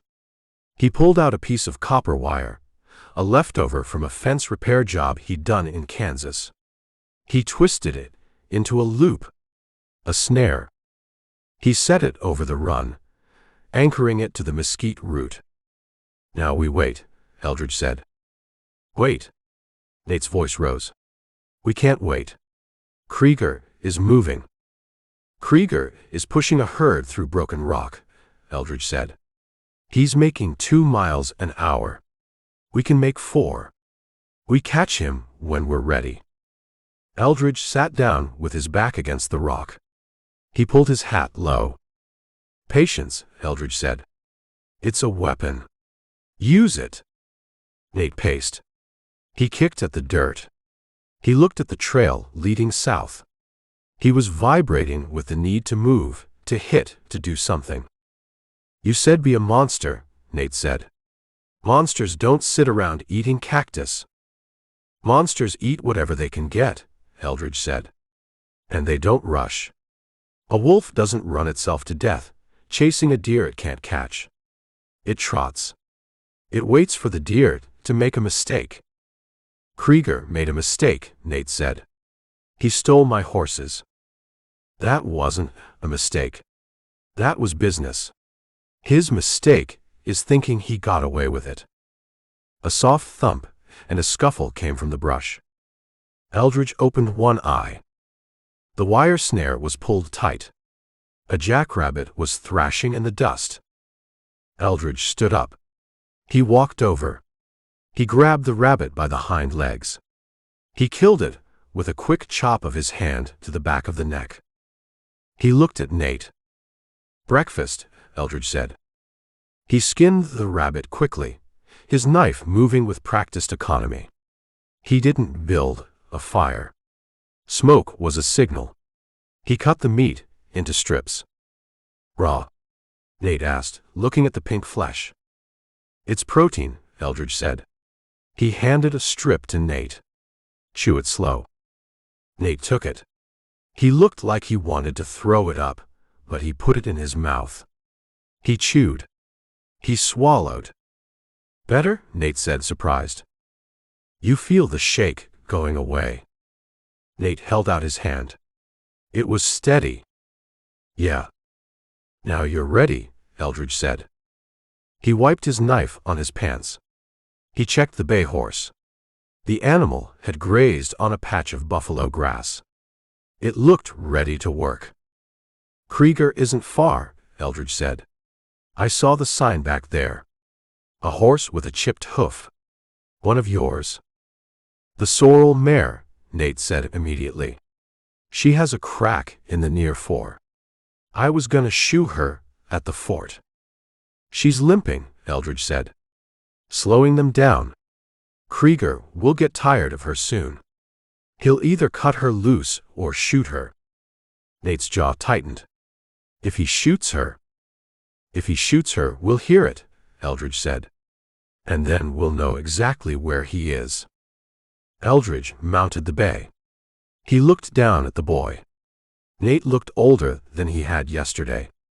The bruises were settling in, turning his face into a map of violence, but his eyes were clear. The panic was gone, replaced by a cold, hard focus. Get up, Eldridge said. Nate swung up behind the saddle. He grabbed the cantle. We catch them today? Nate asked. We catch them when the sun is in their eyes, Eldridge said. He turned the horse south.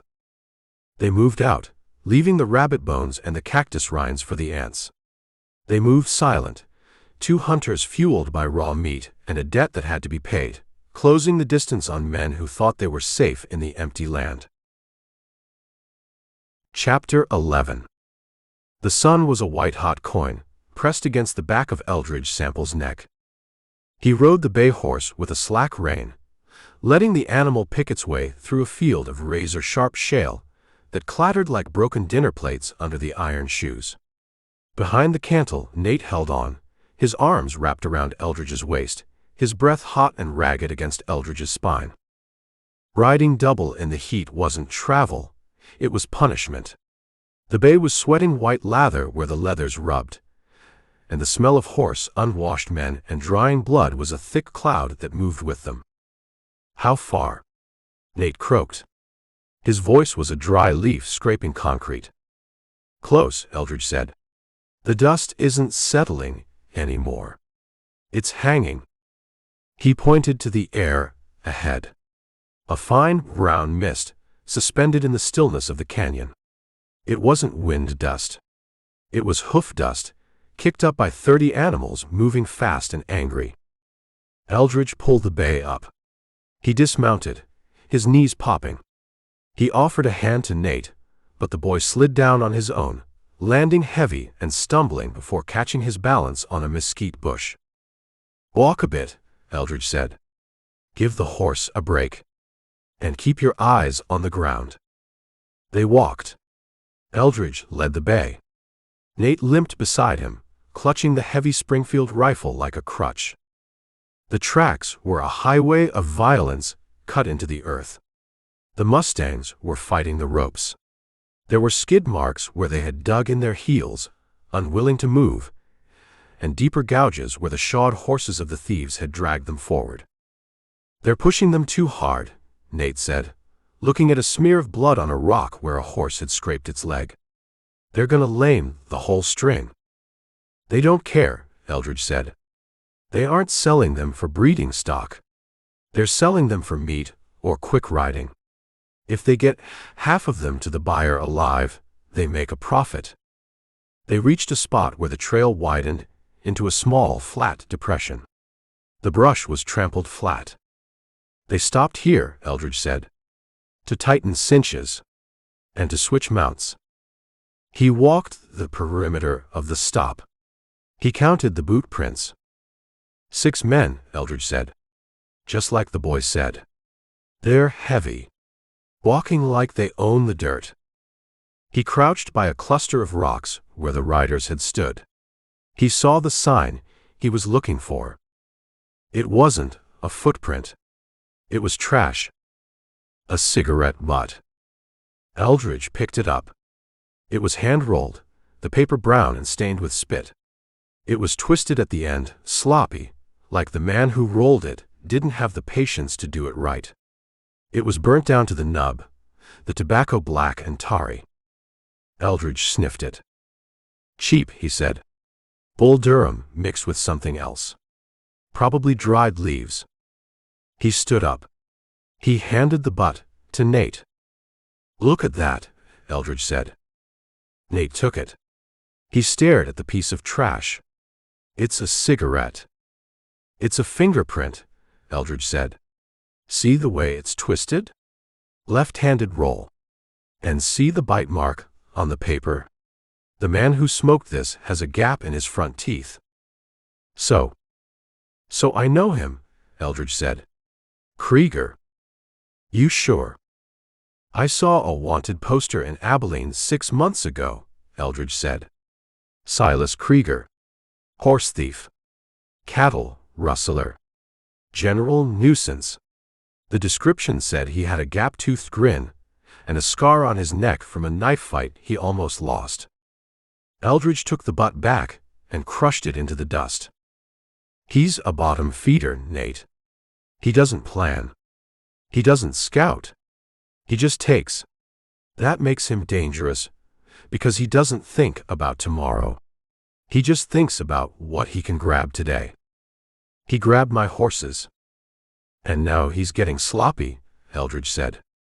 "Look at the trail. He's letting the herd spread out. He thinks he's clear. He thinks nobody is coming but a few beat-up kids. He's wrong." "He is," Eldridge agreed. "But he's still got 6 guns.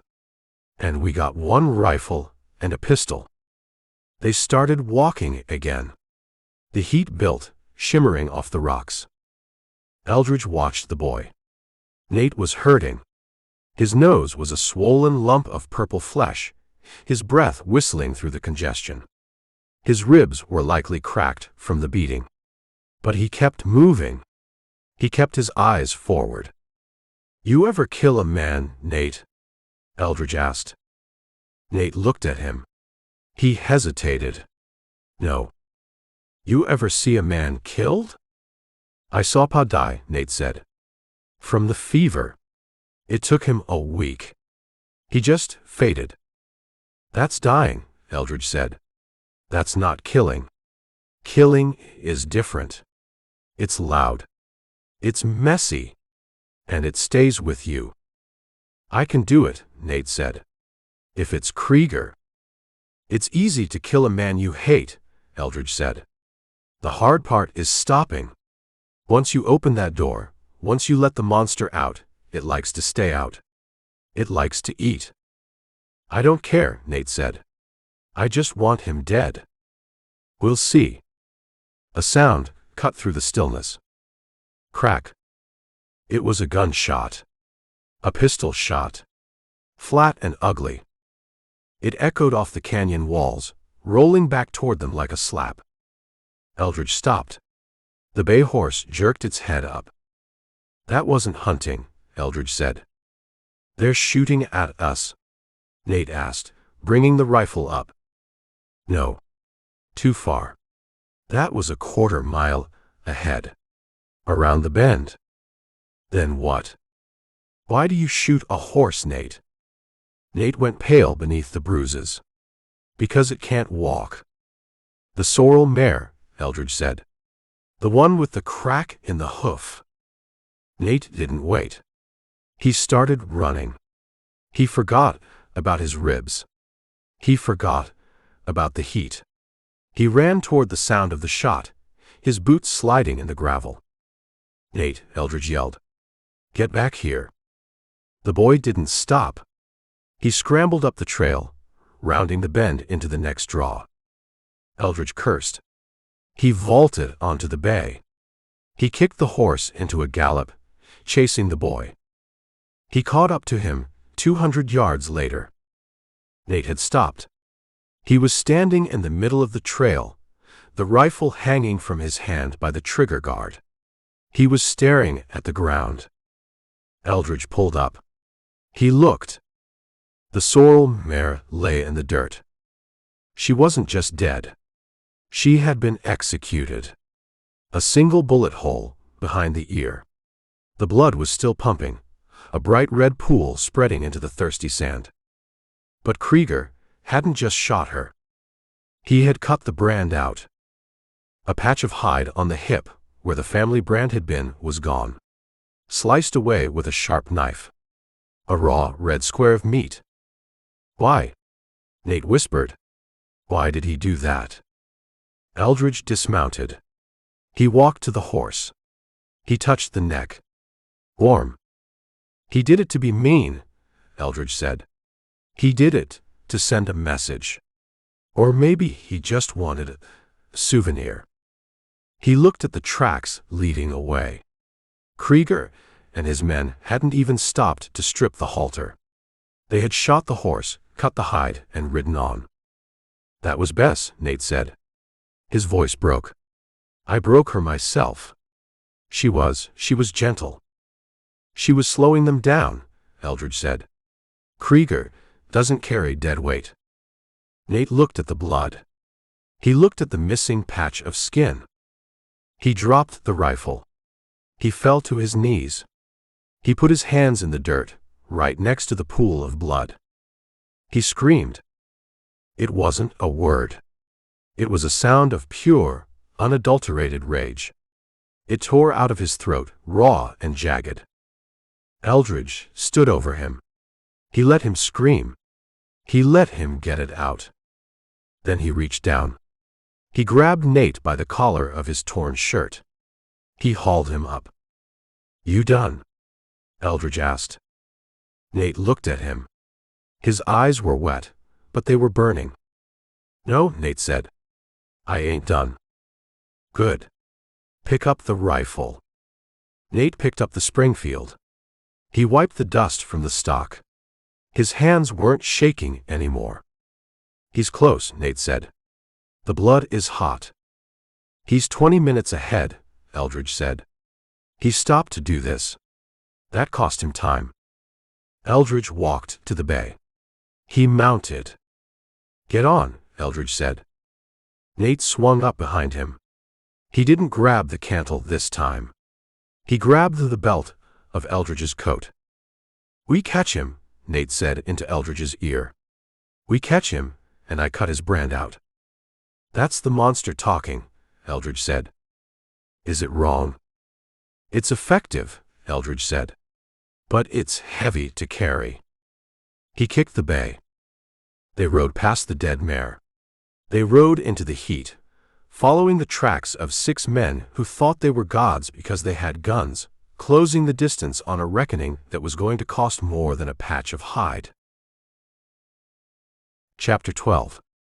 The heat didn't lift, it just changed weight, shifting from a sharp, stinging brightness to a heavy, suffocating blanket as the afternoon wore on. Eldridge Sample walked the bay horse. He let Nate ride. The boy was vibrating in the saddle, his knuckles white on the stock of the Springfield, his eyes fixed on the dust cloud that hovered a mile ahead like a dirty thought. "They're slowing down," Nate said. It wasn't an observation. It was a growl. "They're tired. The horses are fighting them." "They're hitting the bottleneck," Eldridge said. "The trail narrows up by Devil's Elbow. It forces them into single file." "We can take 'em there," Nate said. He shifted the rifle, checking the load for the 10th time. "We ride up the ridge.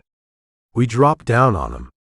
I can pick Kreeger out of the saddle before he knows I'm there. And then I shoot the rest of them." "All 6?" Eldridge asked. "Before they shoot back? Before they shoot the horses?" "I don't care," Nate said. "I just want to hit them." Eldridge stopped. He pulled the bay up. "Get down," Eldridge said. Nate looked at him, confused. "Why?" "We're gaining." "Get down."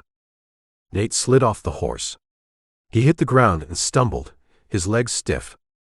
He looked at Eldridge with a face that was swollen, bruised, and twisted with a hate that was older than his years. "What are we doing?" Nate demanded. "They're right there." "You're shaking," Eldridge said.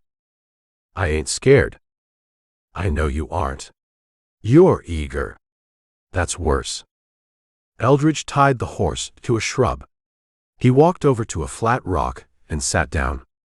He took out his tobacco pouch. He rolled a cigarette, taking his time, smoothing the paper. "We aren't attacking," Eldridge said. "What?" Nate's voice rose to a shout. "You said we'd catch them." "I said we'd catch them. I didn't say we'd commit suicide." Eldridge lit the cigarette. He blew smoke into the still air. "You want to ride in there," Eldridge said. "You want to scream. You want to pull the trigger and watch them fall. You want to feel the kick of the rifle against your shoulder because you think it'll make the pain in your nose go away." "They killed Bess," Nate said. "They cut her. I saw. They beat my brothers. I saw that too." Nate paced. He kicked a stone, sending it clattering down the slope. "So why are we sitting here?" Nate yelled. "You told me to be a monster. You said I had to turn it on." "I did," Eldridge said. "And you did. I see it in your eyes. You're ready to chew glass and spit nails." Eldridge stood up. He walked over to the boy. He grabbed the barrel of the Springfield and pushed it down, pointing it at the dirt. "But being a monster doesn't mean being an idiot," Eldridge said. He leaned in close. "A monster without a brain is just a wild animal," Eldridge said. "And wild animals get put down. You ride in there now, hot and loud. Kreeger will hear you coming. He'll put a bullet in your gut and leave you for the buzzards, and he'll laugh about it while he sells your horses." Nate stared at him. He was breathing hard, his chest heaving. "The trick isn't turning it on, Nate. Any fool can get mad. Any fool can pull a trigger." Eldridge tapped the boy's chest. "The trick is keeping it on the chain," Eldridge said. "You have to hold the monster back. You have to let it pace in the cage until you open the door. You don't let it drive the wagon." "I want them dead," Nate whispered. "Good. Hold on to that. But don't let it make your hands shake. Don't let it cloud your eyes." Eldridge pointed toward the dust cloud. "Look at them," he said. "Really look." Nate looked. He squinted. "What do you see?" Eldridge asked. "Dust. Riders." "Look at the spacing," Eldridge said. "They're bunching up at the pass. They're arguing. I can see the lead rider stopping, waving his arm. They're frustrated. They're tired. They're making mistakes. So if we hit them now, they scatter. They shoot the stock. They dig in." Eldridge dropped his cigarette and crushed it. "But if we wait, If we let them get through the elbow and settle down for the night, they'll get lazy. They'll open a bottle. They'll take their boots off. Nate looked at the dust. He looked at the rifle in his hands. He took a deep breath. He let it out slowly. "We wait for camp," Nate said. "We wait for the advantage," Eldridge corrected. "We let the monster sit in the dark and sharpen its teeth. And when we turn it loose, it won't be a fight. It'll be an execution." Nate nodded. The shaking stopped. His shoulders dropped an inch. "Okay," Nate said. "We wait. You hungry?" "No." "Eat anyway. The monster needs meat." Eldridge handed him a strip of the rabbit jerky. Nate took it. He tore a piece off with his teeth, chewing methodically. "You ever lose it?" Nate asked around the food. "The control." Eldridge looked at the horizon. He thought about the war. He thought about the men he had killed in anger, the ones he hadn't needed to kill but wanted to. "Yeah," Eldridge said. "I lost it." "What happened?" "I woke up in a room full of smoke with nothing but quiet around me," Eldridge said. "And I realized I was the only thing left standing. It's a lonely feeling, Nate. Don't be in a hurry to get there." He walked back to the bay horse. "We walk from here," Eldridge said. "Quiet. We shadow them.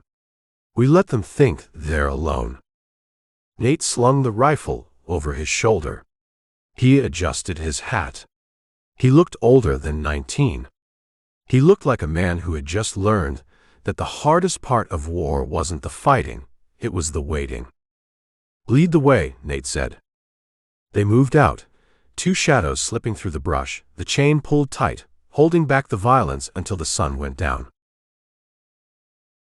Chapter 13. The wind coming off the ridge carried the smell of char and old grease. Eldridge Sample stepped down from the saddle. He didn't drop the reins.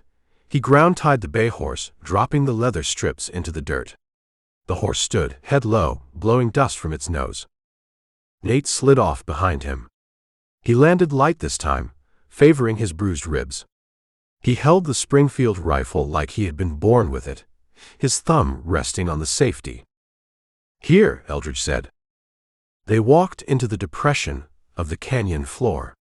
It was a natural bowl, sheltered from the wind by a wall of red sandstone. It was a mess. Kreeger's men hadn't just camped, they had sprawled. The fire pit was a wide, black scar in the center, filled with the half-burnt logs of a mesquite tree they hadn't bothered to chop up. They had just dragged the whole tree in and burned the middle of it. Empty tin cans glinted in the late afternoon sun, peaches, beans, deviled ham. A whiskey bottle, smashed against a rock, lay in a pile of amber glass shards. "Sloppy," Nate said. He kicked a can. It clattered across the stone. "Arrogant," Eldridge corrected. "There's a difference." Eldridge walked the perimeter. He wasn't looking for tracks anymore. He knew who they were following. He was looking for their minds. He stopped by a pile of horse droppings. He poked it with his boot toe. "Cold," Eldridge said. "They left at first light." He looked at the rope line. It was strung between two boulders. The bark on the mesquite brush was stripped raw, where the mustangs had fought the tether. "They tied them short," Nate said. His voice was tight. "Mustangs need to move. You tie 'em short, they panic. They hurt themselves. Kreeger doesn't care about the horses, Nate. He cares about the price." Eldridge picked up a piece of leather from the dirt. It was a latigo strap, snapped clean in two. "One of them pulled back," Eldridge said. "Broke the strap." "Did she get away?" "No." "See the drag marks?" Eldridge pointed to two deep furrows in the sand. "They roped her. Probably choked her down until she passed out. Then they dragged her back to the line." Nate gripped the rifle. His knuckles were white. He was remembering the lesson. Be a monster, but keep it on the chain. He's hurting them, Nate said. He's ruining them. He's depreciating the asset, Eldridge said. That's what thieves do. They don't maintain. They consume. Eldridge walked back to the fire. He picked up a playing card, the queen of spades that had been trodden into the dirt. It was bent, stained with tobacco juice. They played cards, Eldridge said. They drank. They slept heavy. He looked at the layout of the bedrolls. There were 6 depressions in the sand. They were clustered around the fire, close together. No perimeter, Eldridge noted. No sentry post. They slept in a pile. Why? Because they think they're safe, Eldridge said. They think they robbed a bunch of kids who are halfway back to the fort crying to their mama. They don't think anyone is coming. They're wrong. They are. But that's our edge. Eldridge tossed the playing card into the cold ashes. Look at this, he said. He pointed to a spot near the fire where a man had sat. There was a pile of apple cores. Apples, Eldridge said. Fresh ones. That means they hit a homestead or a wagon before they hit you. Or they've been carrying them from town. So they're comfortable. They aren't living hard. They're on a picnic. Eldridge stood up. He scanned the canyon walls. The shadows were lengthening, turning the red rock to purple.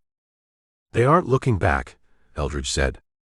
If they were, they'd have seen our dust an hour ago. We're moving fast, but we aren't invisible. We catch them tonight? Nate asked. We catch them when they stop, Eldridge said. This was last night's camp. They've had 10 hours on the trail. But the horses are slowing them down. You can see the sign. Stumbling. Dragging toes. He looked at Nate. The herd is tired, Nate. If we push Kreeger too hard, he'll start shooting them. Just to lighten the load. He shoots one, Nate said. I shoot him. You shoot him when I say, Eldridge said. Not before. Eldridge walked back to the bay horse. He checked the water in the canteen. Low. We need to fill up, Eldridge said. There's a tank about 2 miles up. If Kreeger didn't foul it. He wouldn't foul it, Nate said. He needs it for the herd.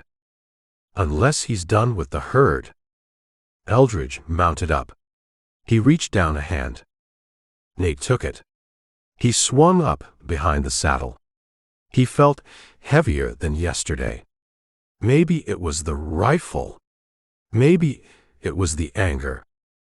They think we're children, Nate whispered into Eldridge's back. That's right, Eldridge said. They think we're weak. Let them think it. Eldridge turned the horse. He rode out of the bowl, leaving the trash and the bad memories behind. When a man thinks he's safe, Eldridge said, he stops looking at the dark. He looks at the fire. That blinds him. I see the dark, Nate said. Good. Keep looking at it. That's where we're going. They rode on. The sun touched the rim, flaring orange and gold. The trail ahead was clear, marked by the suffering of 30 horses and the carelessness of 6 men who were about to find out that the bill for the picnic was due. Chapter 14. The pre-dawn light was the color of a bruise that hadn't quite decided to heal. It hung over the canyon floor, gray and cold, seeping into the marrow of the rocks and the bones of the men moving through them.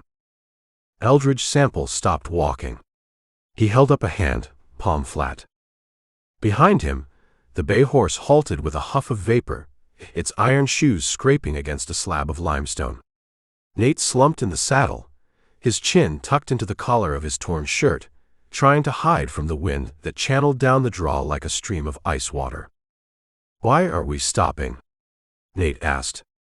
His voice was a rasp, rough with thirst, and the kind of fatigue that makes a man's eyes burn. The tracks keep going. The tracks aren't going anywhere, Eldridge said. But your belly is rumbling loud enough to spook a deer 3 ridges over. I'm fine, Nate lied. He tried to sit up straight, but his ribs caught him, forcing a wince that wrinkled his swollen nose. We can make another 5 miles before sunup. We can make 5 miles and fall over, Eldridge said. Or we can fuel the engine. Eldridge walked to a cluster of prickly pear cactus growing in the lee of a boulder. The paddles were thick, gray-green in the low light, studded with thorns that looked like needles.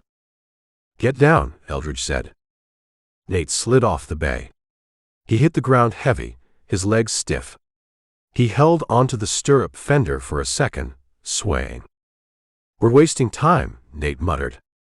Kreeger is eating steak and eggs by now. Kreeger is eating what he stole, Eldridge said. We have to eat what we find. Eldridge pulled his knife. He used the back of the blade to scrape the spines off a tunas, the reddish fruit, sitting on top of the paddle. He sliced the top off, exposing the wet, seedy pulp. He handed it to Nate. Eat. Nate looked at it. It's a cactus. It's sugar, Eldridge said. And water. Don't chew the seeds, just swallow the juice. Nate took it. He bit into it tentatively. The flavor was sweet, earthy. He finished it in 2 bites, juice running down his chin, mixing with the dirt. Eldridge harvested 3 more. He ate one himself. It wasn't a meal, but it woke up the stomach. That ain't enough, Nate said, wiping his mouth. I could eat the horse. Don't look at the bay that way, Eldridge said. He's got more miles in him than you do right now. Eldridge walked away from the cactus. He moved toward a patch of brush near the canyon wall. He crouched, studying the ground. What are you looking for? Nate asked, limping over. Traffic, Eldridge said. He pointed to a faint trail in the dust. It was narrow, beaten smooth by small paws. Rabbit run, Eldridge said. They use the same path to get to the water seep. A rabbit? Nate scoffed. You want to shoot a rabbit? With the Springfield? There won't be nothing left but fur and noise. No shooting, Eldridge said. Noise is expensive. We use wire. He reached into his pocket. He pulled out a coil of copper wire he'd scavenged from a broken telegraph insulator miles back. He twisted a loop, fashioning a simple snare. He set it over the run, anchoring the end to a heavy mesquite root. He propped the loop up with a twig. Now, Eldridge said. We wait. He walked back to the rock and sat down. He pulled his hat low. Nate stared at him. The boy was vibrating with impatience. He paced a tight circle, kicking at the gravel. Wait, Nate said. We're sitting here, waiting for a rabbit to decide to take a walk. Kreeger is moving, Sample. He's pushing my horses to the border. He's not pushing them anywhere right now, Eldridge said from under his hat. It's dark. The trail is treacherous. Kreeger is lazy. He's sleeping. Then we should be moving. We should be gaining ground. Sit down, Nate. I can't sit. Every minute we sit, he gets further away. Sit down, Eldridge said. His voice didn't rise, but it got harder. Or I'll tie you to the tree like Kreeger did. Nate stopped pacing. He looked at Eldridge. He saw the stillness in the older man, a kind of predatory patience that was more intimidating than the gun on his hip. Nate sat. He crossed his arms, huddling into his coat. This is stupid, Nate whispered. It's hunting, Eldridge said. There's a difference between chasing and hunting. You chase something, it runs. You hunt something, you wait for it to make a mistake. We're hunting men, not rabbits. Same rules, Eldridge said. Men get tired. They get confident. Kreeger thinks he won. He thinks he beat a bunch of kids and rode off into the sunset. That makes him slow. He didn't look slow when he hit me with the rifle. That was violence, Eldridge said. Violence is fast. Survival is slow. Eldridge leaned his head back against the rock. You said you wanted to be a monster, Eldridge said. You remember? I remember. Monsters have to eat, Eldridge said. If you run on empty, you get weak. You get shaky. When the time comes to pull the trigger, you miss. And then you're just a dead boy in a canyon. Nate didn't answer. He picked up a stone and threw it at a lizard. He missed. The sun began to bleed over the rim rock, painting the sky in streaks of orange and violet. The air warmed up fast, the chill evaporating like mist. A soft thump came from the brush. Then a scuffling sound. Dust rose. Eldridge opened his eyes. Breakfast, he said. He stood up and walked to the snare. A jackrabbit was thrashing at the end of the wire, the loop pulled tight around its neck. Eldridge didn't hesitate. He reached down, grabbed the hind legs, and delivered a sharp chop to the back of the neck with the edge of his hand. The thrashing stopped. He carried it back to the rock. You gonna build a fire? Nate asked, eyeing the carcass. No fire, Eldridge said. Smoke rises. Smoke tells Kreeger we're here. So we eat it raw. Nate looked green. Like a coyote. We cure it, Eldridge said. Sort of. He pulled his knife. He skinned the rabbit with quick, efficient strokes, peeling the hide back like a glove. He gutted it, tossing the entrails to the side for the ants. He sliced the meat into thin strips. He laid them on the flat surface of the limestone rock, which was already absorbing the heat of the sun. It won't be jerky, Eldridge said, but the sun will dry the blood. Give it 10 minutes. Nate looked at the strips of pink meat drying on the rock. I can't eat that, Nate said. You can, Eldridge said. And you will. Because if you don't, you fall out of the saddle in an hour. And I leave you. Eldridge took a strip. He put it in his mouth.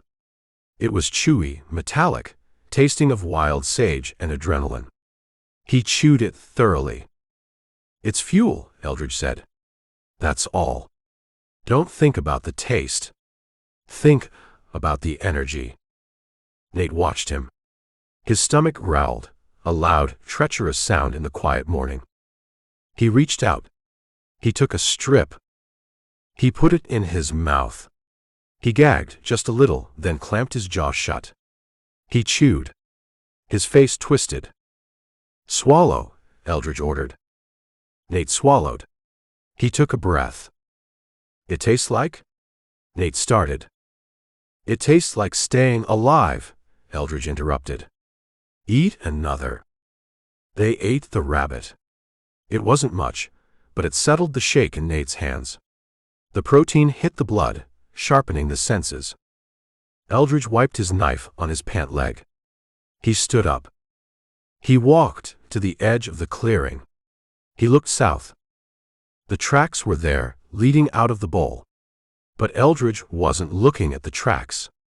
He was looking at the birds. A mile away, 3 buzzards were circling. They were low, tight circles. See them? Eldridge pointed. Nate stood up, shading his eyes. Buzzards. They found something, Eldridge said. A dead horse. Or a camp, Eldridge said. Buzzards are curious.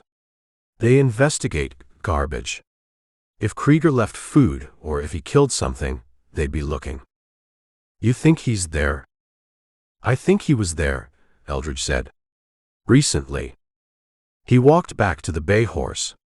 He tightened the cinch. The horse let out a grunt, expanding its ribs, but Eldridge kneaded gently and pulled the slack. Mount up, Eldridge said. Nate climbed into the saddle. He moved better now. The food had done its work. Eldridge picked up the Springfield. He checked the load. "We move faster now," Eldridge said. "We close the gap. Kreeger is getting comfortable. He's stopping to shoot horses. He's stopping to leave trash. He thinks the desert is empty." "He thinks we gave up," Nate said. "He thinks you're a child," Eldridge said. "He thinks children cry and go home." Eldridge started walking. He set a pace that was just short of a jog, his long legs eating up the ground. "Are you?" Eldridge asked over his shoulder. "Am I what?" "A child." Nate gripped the rifle. He looked at the buzzards, circling in the distance. "No," Nate said. "Not anymore." "Good," Eldridge said. "Because where we're going, children don't come back." They moved out of the camp, leaving the rabbit bones and the cactus skins on the rock. They headed toward the birds, silent and fueled by raw meat, closing in on the men who thought the only thing behind them was dust. Chapter 15. The heat waves were gone, replaced by the long blue shadows of late afternoon that stretched across the canyon floor like spills of ink. Eldridge Sample crouched behind a slab of sandstone that had fallen from the rim 1,000 years ago. He took off his hat. He peered around the edge of the rock, moving slow, letting his eyes adjust to the contrast between the sunlit rim and the shaded wash. "There," Eldridge whispered. Nate was beside him. The boy was breathing through his mouth, trying to keep the noise down, but the whistle of air through his broken nose was loud in the stillness. "Where?" Nate asked. "The knob," Eldridge said. 50 yards up. By the twist in the canyon." Nate squinted. He saw it. A man was sitting on a limestone knob that overlooked the trail. He wasn't hiding. He was sitting in the open, his legs dangling over the edge, a carbine resting across his thighs. He was whittling a stick, shavings falling into the void below. "He's watching the back trail," Nate said. "He's supposed to be," Eldridge said. "But he's watching the stick. He's bored.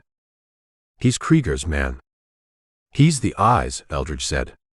"You take out the eyes, the body is blind." Nate reached into his belt. He pulled out an old Colt Navy revolver. It was a heavy percussion cap pistol, rusted at the muzzle, a relic of the war that probably hadn't been fired in 10 years. He thumbed the hammer back. Click. The sound was small, but it felt like a shout. The sentry stopped whittling. He lifted his head. He looked down the canyon. Eldridge reached out. He clamped his hand over the cylinder of the Navy Colt. He pushed the gun down. "Don't," Eldridge hissed. "I got the shot," Nate whispered. His eyes were wide, feverish. "I can drop him." "You shoot him," Eldridge said, "and the sound bounces off these walls like a cannon. Kreeger wakes up. He starts shooting the horses. Or he scatters into the rocks, and we spend 3 days digging him out." "He's a thief," Nate said. "He deserves a bullet." "Noise kills," Eldridge said. "Right now, silence is the only ammunition we have." He took the gun from Nate's hand. He eased the hammer down. He handed it back. "Put it away." Nate hesitated. He looked at the sentry. He looked at Eldridge. He shoved the gun back into his belt. "So what do we do?" Nate asked. "Ask him to move." "You stay here," Eldridge said. "Keep the Springfield ready. If he sees me, if he raises that carbine, you shoot him. But not before. And you. I'm going to go have a word." Eldridge stood up, keeping the rock between him and the knob. He unbuckled his gun belt. He laid it in the dirt.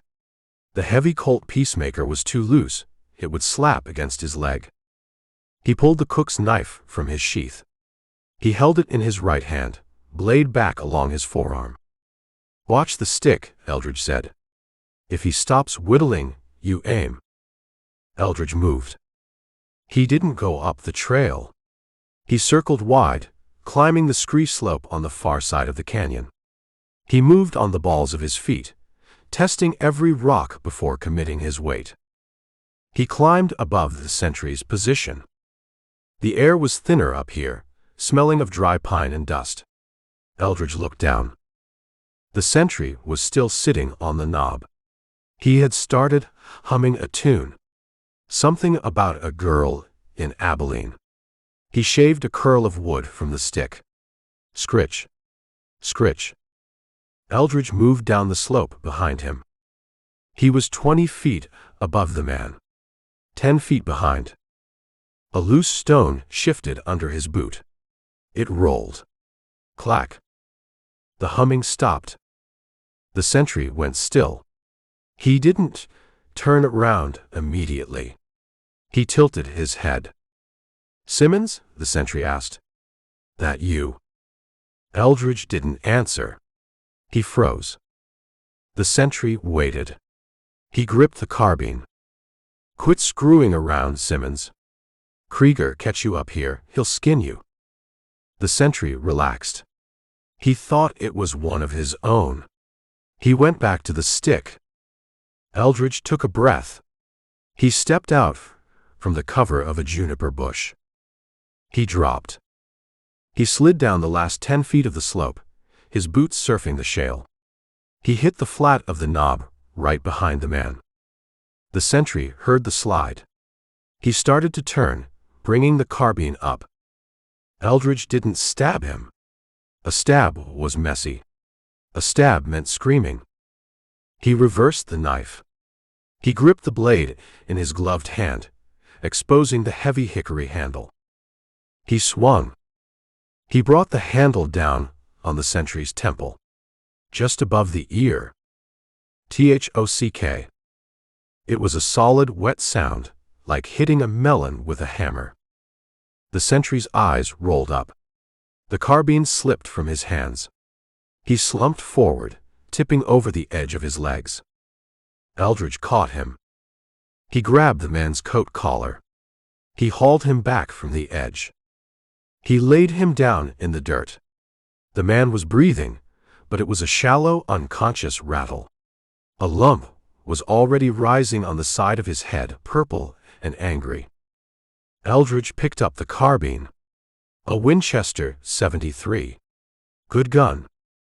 He stood on the edge of the knob. He looked down at the boulder where Nate was hiding. He waved his hat. Nate stood up. He looked at the knob. He looked amazed. Eldridge signaled. "Come up." Nate scrambled up the trail. He climbed the knob, panting, clutching his ribs. He looked at the unconscious man. "You didn't kill him," Nate said. "He's out," Eldridge said. "He'll have a headache for a week, but he isn't dead." "Why not?" "Because killing a man who's looking the other way is easy," Eldridge said. "It's too easy. You save the killing for the ones facing you." He took a piece of rawhide from the sentry's pocket. He tied the man's hands and feet. He gagged him with his own bandana. "Drag him into the brush," Eldridge said. Nate grabbed the man's boots. He dragged him behind a boulder. Eldridge looked over the edge of the knob. The canyon opened up below them. "There," Eldridge whispered. A quarter-mile down, where the canyon widened into a grassy park, smoke was rising. Not a lot. Just a thin wisp from a cooking fire.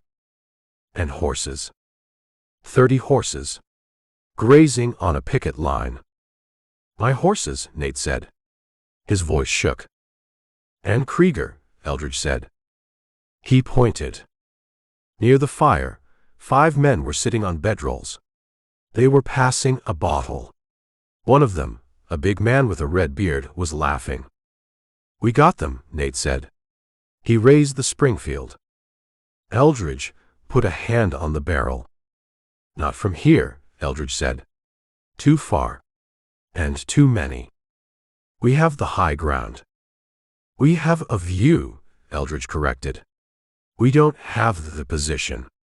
We start shooting now, they scatter. They get behind the rocks.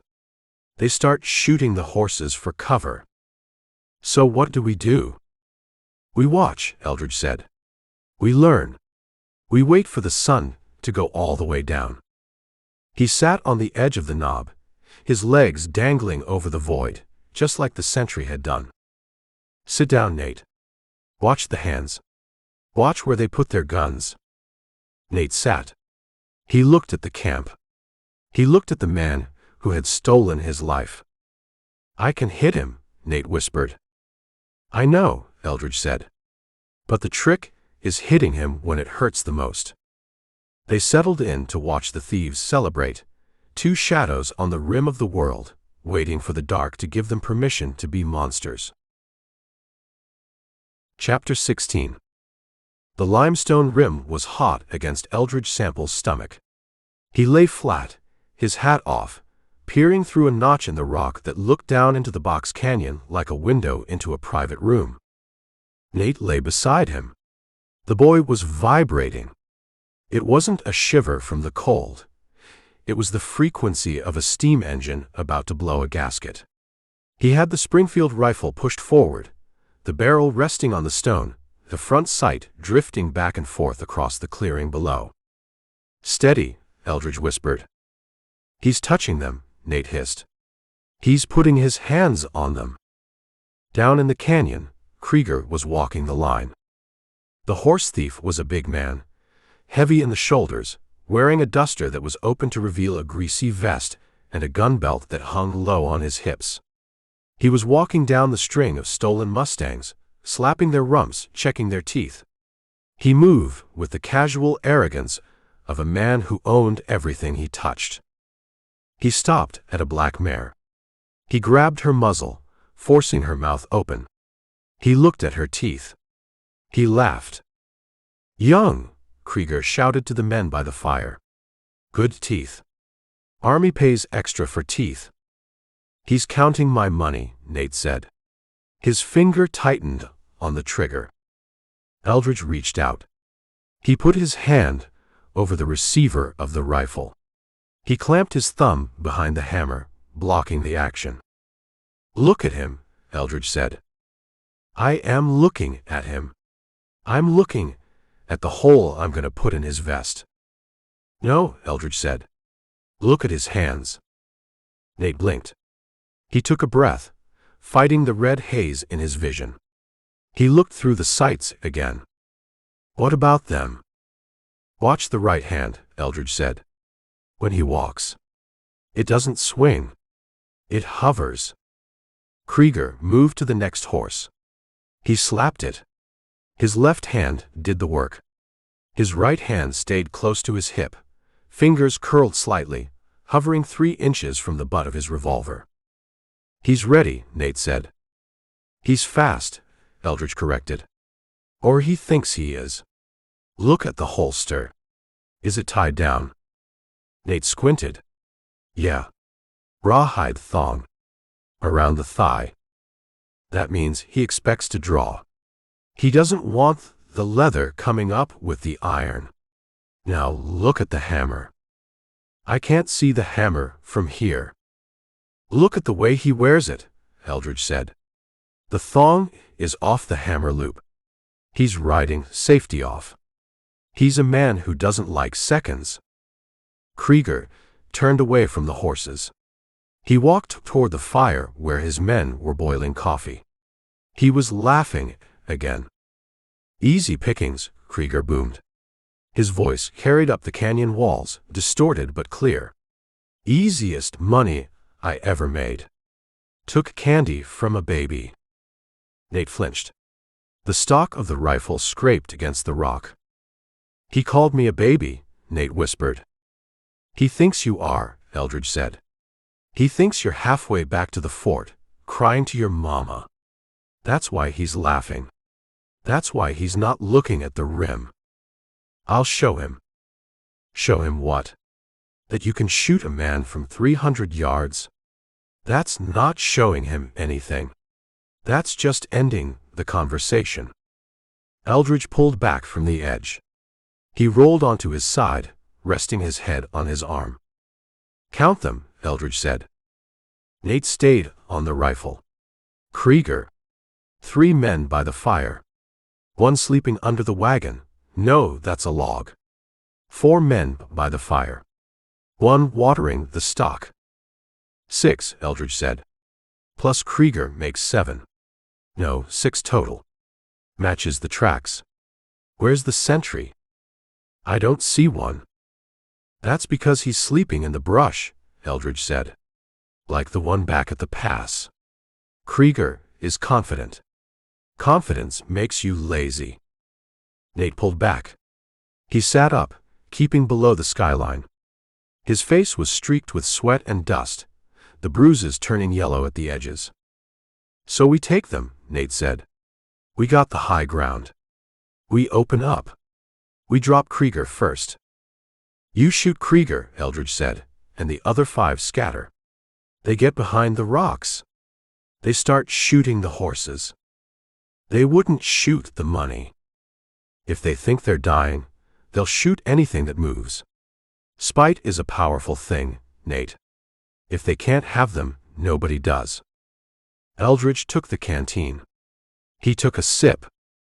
"Besides," Eldridge said, "shooting them is too clean. It's too quick." "I thought you said be a monster."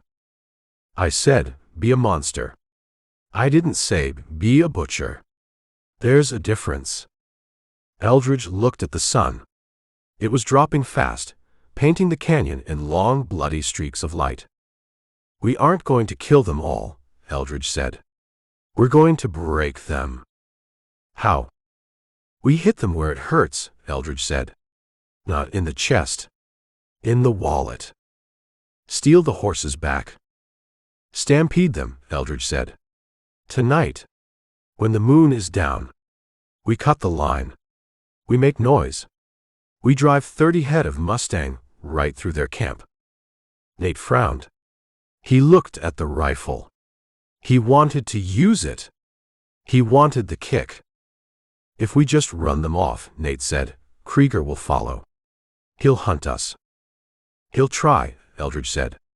"But a man on foot in this country is just a target. We take the horses, we take his mobility. We take his profit.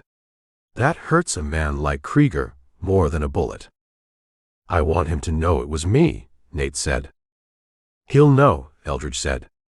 "When he's walking back to the fort with his hands tied to a saddle horn, he'll know exactly who did it." Eldridge sat up. He checked the action on the Colt. "We wait for dark," Eldridge said. "You take the ridge. You be the noise. I'll go down. I'll be the knife.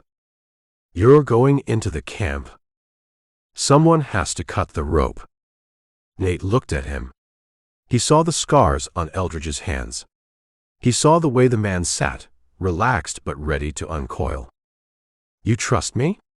Nate asked. "To cover you." "I trust the monster," Eldridge said. "As long as you keep your hand off the trigger until I tell you." Nate nodded. He looked back over the rim at Kreeger, who was lighting a cigarette, looking satisfied with his theft. "Enjoy the smoke, Kreeger," Nate whispered. "It's your last one." They settled in to wait. The sun vanished. The canyon filled with blue shadow. The laughter from below drifted up, arrogant and loud, unaware that the bill was about to come due. Chapter 17. The dark in the canyon wasn't empty. It was heavy, filled with the weight of the rock walls and the breathing of men who slept with guns in their hands. Eldridge Sample slid down the scree slope, moving inches at a time. He didn't use his boots to brake. The sound of shale sliding on shale would carry like a shout in the stillness. He used his heels, digging them into the soft dirt between the rocks, lowering his weight with his hands. Above him, on the rim, Nate was a shadow against the stars. The boy was in position. He had the Springfield. He had the instructions. Wait for the owl. Then fire one shot. High. Eldridge reached the canyon floor. He paused, crouching in the lee of a boulder the size of a wagon. He checked the wind. It was drifting down canyon, carrying the smell of the camp toward him. Wood smoke. Manure. The sour mash scent of cheap whiskey. He was inside the perimeter. The strategy, Eldridge whispered to himself. It wasn't a battle plan. Battle plans survived until the first shot. This was a heist. It required timing, not firepower. He looked at the rope line. The mustangs were dark shapes huddled together, heads low. They were tired, hungry, and tied short to a heavy picket line strung between two ironwood trees. The line was taut, humming slightly in the breeze. Eldridge moved. He didn't walk upright. He crawled. He bellied through the sagebrush, ignoring the thorns that snagged his coat. He kept his eyes on the fire. The fire had burned down to a bed of red coals. 3 men were sleeping near it, wrapped in blankets. A 4th man, Kreeger, was sitting on his saddle, his head nodding. He was supposed to be on watch, but the bottle in his hand said otherwise. Eldridge froze. A horse snorted. The black mare on the end of the line. She smelled him. She stamped a hoof, nervous. Kreeger's head snapped up. He looked toward the horses. "Quit it," Kreeger growled. His voice was thick with sleep and liquor. He listened for a moment, hand resting on his gun. Then he rubbed his face and slumped back down. Eldridge waited. He let his heart rate slow. He let the mare settle. He was 30 yards from the rope line, 20 yards from the nearest sleeping bandit. He needed to get to the anchor tree, the one on the far side, away from the fire. If he cut the line there, the tension would snap the rope back toward the camp, whipping the horses into a frenzy and driving them straight through the sleeping men. Physics, Eldridge thought. And fear. He moved again. He circled wide, keeping the horses between him and Kreeger. The mustangs were his cover. Their shifting bodies broke up his silhouette. Their smell masked his own. He reached the tree. The picket line was a thick hemp rope, knotted securely around the trunk. It was tight as a fiddle string. Eldridge drew his knife. The cook's butcher knife. It was sharp enough to shave with. He didn't cut it yet. He looked up at the rim. He couldn't see Nate, but he knew the boy was there, looking down the barrel of the Springfield, fighting the urge to shoot Kreeger in the chest. "Hold it, Nate," Eldridge whispered. "Wait for the signal." He looked at the camp. Kreeger was lighting a cigarette. The match flared, illuminating his red beard, his heavy features. He looked bored. He looked like a man who thought the world was his pasture. Eldridge felt the cold anger in his gut. It wasn't the hot rage of the boy. It was the cold calculation of the mechanic. Kreeger wasn't a man to Eldridge. He was a broken part in the machine of the world that needed to be removed. But not yet. First, you take the profit. Then you take the man. Eldridge gripped the rope. He rested the blade against the fibers. He needed a distraction. A small one. Something to turn the horses' heads before the big noise hit. He picked up a pebble. He tossed it. It hit the rump of a paint pony in the middle of the string. The pony kicked out. Thud. It hit the horse next to it. That horse squealed and bit back. The herd rippled with tension. Hooves stomped. Halter rings jingled. Kreeger stood up. "Hey, knock it off." He walked toward the horses. He was coming right at Eldridge. "Perfect," Eldridge said. He put his hand to his mouth. He cupped it. He made the sound. Hoo hoo hoo. The call of a great horned owl. Low. Mournful. It carried up the canyon walls. On the rim, Nate heard it. Eldridge tensed. He pressed the knife into the rope. Boom! The Springfield fired. The shot was a crack of doom in the silence. The bullet hit the rock face 10 feet above the camp, sending a shower of sparks and stone raining down on the sleepers. Ambush! Kreeger yelled, diving for cover. The camp exploded into chaos. Men scrambled out of blankets, grabbing guns, shouting. Eldridge sliced. The knife bit through the hemp. The rope parted with a violent snap. The tension released. The rope whipped through the air like a snake, lashing across the backs of the horses. "Hya!" Eldridge screamed. "Get!" He slapped the rump of the nearest mustang. The herd, already spooked by the gunshot and the shouting, went insane. The rope was gone. The line was broken. They were free, and they were terrified. They surged forward. They didn't run away from the camp. They ran toward the noise, toward the fire, toward the men who had tied them up. "Stampede!" a bandit screamed. The ground shook. 30 horses, 120 hooves, a wall of muscle and panic rolling over the campsite. Eldridge stepped back into the shadows of the tree. He sheathed his knife. He watched. Tents went down. The fire was kicked apart, embers flying like red fireflies.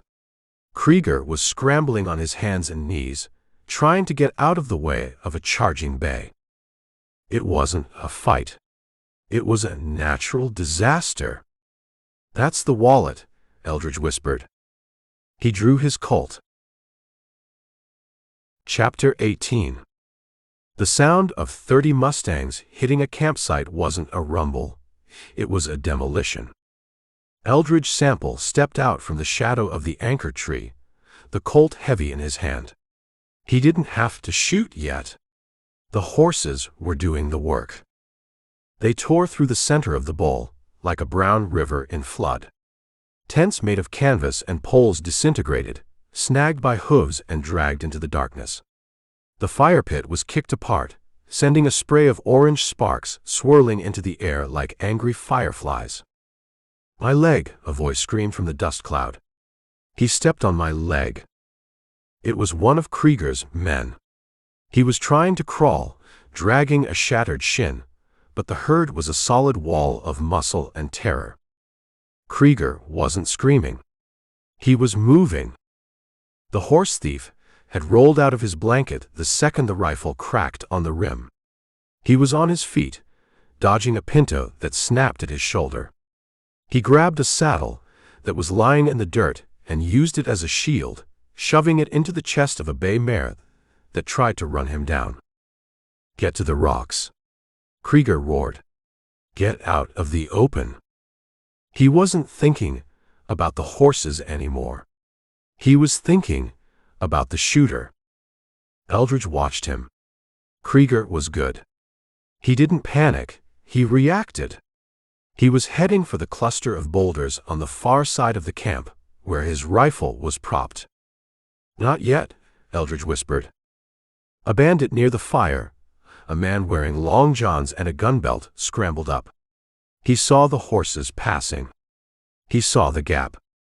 He reached for a carbine lying on a crate. Eldridge stepped in. He didn't run. He walked with a quick, sliding gait, keeping the tree between him and Kreeger. He came up on the man in the long johns from the blind side. The bandit grabbed the rifle. He started to turn, lifting the muzzle. Eldridge swung the Colt. He didn't shoot. He used the long steel barrel like a hammer. He struck the man behind the ear. Thwack. The sound was dull, wet. The bandit folded. He dropped the rifle and collapsed into the dirt, right in the path of a straggling colt. The colt jumped over him, hooves missing his head by inches. Eldridge grabbed the fallen carbine. He tossed it into the brush. One gun less. The stampede was thinning out. The main body of the herd had passed, vanishing into the night, their hoofbeats fading to a dull thrum. Silence rushed back into the canyon, but it was a ragged silence, filled with groans and the sound of men checking to see if they were still whole. The camp was wrecked. Saddles were overturned, blankets trampled into the sand. The air smelled of dust and pulverized mesquite beans. "Who fired?" Kreeger yelled. He was crouched behind a rock, his revolver drawn. "Show yourself." "Up top," another bandit shouted. "On the rim." They looked up. On the skyline, silhouetted against the stars, Nate stood up. He didn't hide.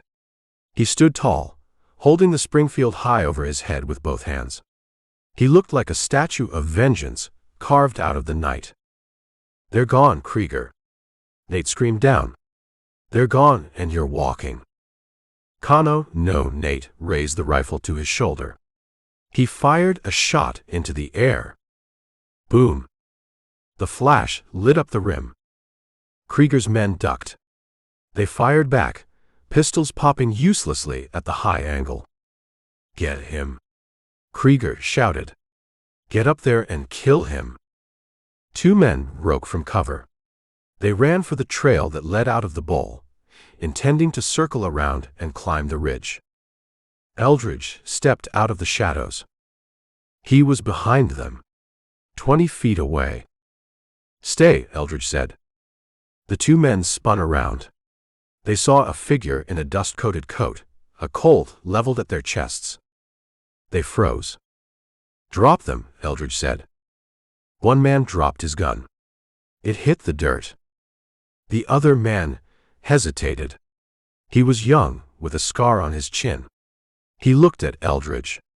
He looked at the gun in his hand. He did the math.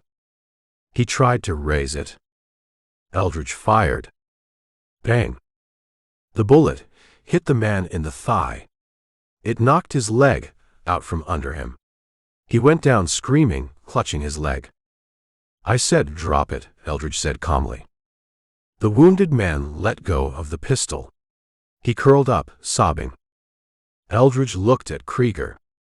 Kreeger was still behind the rock. He had seen the muzzle flash. He knew where Eldridge was now. "You," Kreeger said. "Me?" Eldridge said. "You're the drifter. The one at the fort." "I'm the repo man," Eldridge said. "You're past due." Kreeger laughed. It was a harsh, barking sound. "You think you won?" Kreeger asked. "You got 2 men down. I got 3 left. And I got cover." "You got a long walk home," Eldridge said. "And I got the high ground." He gestured with his chin toward the rim where Nate was reloading. "That's the owner," Eldridge said. "He's upset." "He's a kid," Kreeger spat. "He's a kid with a buffalo gun and a clear line of sight," Eldridge said. "If you stick your head up, he'll take it off." Kreeger stayed low. He looked at his remaining men. They were battered, dusty, and looking at Eldridge like he was a ghost. They weren't ready to fight. They were wondering how far it was to Mexico. "We can talk," Kreeger said. "Talk is expensive," Eldridge said. "I got money. Gold. From the last herd." "I don't want your money." "Everyone wants money." "I want the horses," Eldridge said. "And I want you." "You can't take me," Kreeger said. "Not alive." "I don't need you alive," Eldridge said. "I just need you to stop moving." He cocked the hammer of the Colt. "Nate," Eldridge yelled up to the rim. "Watch the rock. If he moves, pin him." "I got him," Nate yelled back. Eldridge started walking forward. He moved through the wreckage of the camp, stepping over the trampled bedrolls. He kept his eyes on Kreeger's rock. Chapter 19. The dust didn't settle. It hung in the canyon like a dirty curtain, heavy with the smell of pulverized manure and the copper tang of blood. Eldridge Sample stood in the middle of the wreckage. He didn't move forward. He waited. The stampede was over, the thunder of the hooves fading into the south breaks, but the energy of the violence was still bouncing off the canyon walls. He listened. To his right, the man he had shot in the leg, the one with the scar on his chin, was making a low, rhythmic noise. Hew. Hew. It was the sound of a man trying to breathe through pain that was too big for his chest. To his left, the bandit in the long johns was out cold, a heap of white fabric in the dirt. But there was still movement. The camp was a debris field. Tents were flattened, canvas shredded and flapping in the slight draft created by the cooling air. A coffee pot had been kicked over, the ground spilling out like black sand. A saddle lay upside down, the stirrups pointing at the sky. "Kreeger," Eldridge said.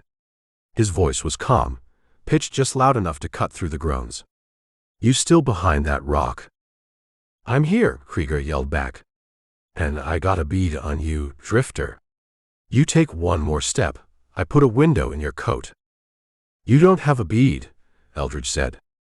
"You have dust in your eyes and a shakes in your hand. If you could see me, you'd have shot me already. Try me." Eldridge didn't try him. He looked up at the rim. He couldn't see Nate through the haze, but he knew the boy was there. The Springfield held the high ground. That was the ace. But down here in the pit, the deck was still being shuffled. A sound came from the pile of flattened canvas that used to be the main tent. A scratching sound, like a rat trying to claw its way out of a sack. Eldridge turned his head. The canvas shifted. A hand poked out. Then a boot. It was one of the bandits who had been caught in the sleep when the herd hit. He hadn't been crushed, he'd been rolled, wrapped up in the tent fabric like a cigar.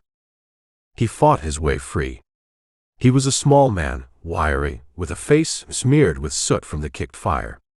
He stood up, swaying, looking around with wild white eyes. He saw the dead guard. He saw the wounded man. He saw Eldridge. He didn't see a man with a gun. He saw a threat. He reached for a rifle that was lying on a crate 10 feet away. "Leave it," Eldridge said. The man didn't listen. Panic makes a man deaf. He lunged for the weapon. Eldridge stepped in. He moved through the dust with a sliding gait. He didn't raise the Colt. He didn't want to shoot. Shooting meant muzzle flash, and muzzle flash gave Kreeger a target. The bandit grabbed the rifle barrel. He started to bring it around. Eldridge swung his left hand. He backhanded the man across the face.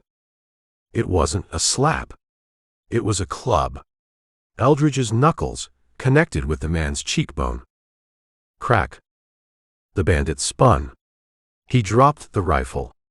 He stumbled back, tripping over a tent pole, and fell into the remains of the fire pit. Live coals, scattered by the horses, were still glowing under the ash. The bandit screamed. He scrambled out of the heat, slapping at his trousers. "Stay down," Eldridge said. He kicked the rifle away. It slid across the hardpan, clattering against a rock. "Who's that?" Kreeger yelled from his cover. "Who's screaming?" "Your crew is resigning," Eldridge said. "I got more," Kreeger shouted. It was a bluff, but it was a loud one. "Simmons, Miller. Flank him." Eldridge crouched. He scanned the dark corners of the bowl. Were there more? 6 men. He had accounted for 5. The sentry on the knob. The guard by the horses. The 2 he just dropped. Kreeger. 1 missing. Eldridge looked at the water wagon. No, there wasn't a wagon, just the supplies. He looked at the brush line. He saw a shadow detach itself from the canyon wall. The 6th man. He had been in the latrine, or checking the perimeter, when the horses hit. He had missed the stampede. Now he was sneaking back in, trying to figure out who was killing his friends. He was behind Eldridge. Eldridge felt it. The itch. The displacement of air. He spun. The man was 20 feet away, raising a scattergun. A sawed-off 10-gauge. At that range, it didn't need to be aimed. It just needed to be pointed in the general direction of the problem. Eldridge didn't have time to aim the Colt. He dropped. He hit the dirt just as the shotgun roared. Boom! The blast tore through the air where Eldridge had been standing. Buckshot shredded the canvas tent, blowing a hole through the fabric. Dust puffed up, blinding and thick. Eldridge rolled. He rolled toward the shooter, closing the gap. You don't run from a shotgun. You get inside the spread or you get far away. He couldn't get far away. The bandit was breaking the action, trying to reload. He fumbled with a fresh shell, his hands shaking. Eldridge came up on one knee. He could have shot him. A .45 slug in the gut would end the argument. But Eldridge was tired of shooting. He was tired of the noise. And he remembered the lesson he was teaching the boy on the rim. Control. He lunged. He drove his shoulder into the bandit's midsection. The man oofed, the wind leaving him. He fell backward, hitting the ground hard. The shotgun flew out of his hands. Eldridge was on top of him. He pinned the man's arms with his knees. He grabbed the man's collar with his left hand and jammed the barrel of the Colt under his chin with his right. Quiet, Eldridge hissed. The bandit froze. He stared up at Eldridge. He smelled of fear and old beans. Don't, the bandit whispered. Don't punch my ticket. Then stay put. You move, you lose the chin. Eldridge stood up, backing away, keeping the gun trained on the man on the ground. Kreeger, Eldridge yelled. That's 6. You're all alone. Kreeger didn't answer immediately. He fired a shot over the top of his rock. It was a frustration shot, aimed at the sky. I ain't alone. Kreeger yelled. I got a Winchester and a belt full of ammo. You come back here, I'll cut you in half. You're done, Kreeger. The horses are gone. The men are down. It's just you and the rock. Eldridge moved. He didn't go toward Kreeger. He went to the fire pit. He kicked dirt over the few remaining coals, killing the light. The canyon plunged into darkness. The only illumination was the starlight filtering through the dust haze. Turn on the lights. Kreeger screamed. He sounded panicked now. Darkness favored the hunter, and Kreeger knew he was the prey. Eldridge moved through the gloom. He collected the weapons. He picked up the shotgun. He picked up the rifles dropped by the stunned men. He threw them into the brush, out of reach. He checked the man in the long johns. Still out. He checked the man with the leg wound. He had passed out from the pain. He checked the man he had backhanded. He was sitting in the dirt, holding his face, rocking back and forth. You done? Eldridge asked him. The man nodded violently. I'm done. I'm just a cook. I didn't want no part of this. You're a bad cook, Eldridge said. The beans were burnt. He walked to the center of the clearing. He was exposed, but he was invisible in the dark. Nate, Eldridge called out. I'm here. The boy's voice drifted down from the rim. Hold your fire. I'm securing the floor. Is Kreeger dead? He's thinking about it, Eldridge said. I can see his rock, Nate yelled. I can see the top of his head when he moves. Don't shoot, Eldridge said. Not yet. He looked at Kreeger's position. The bandit leader was trapped.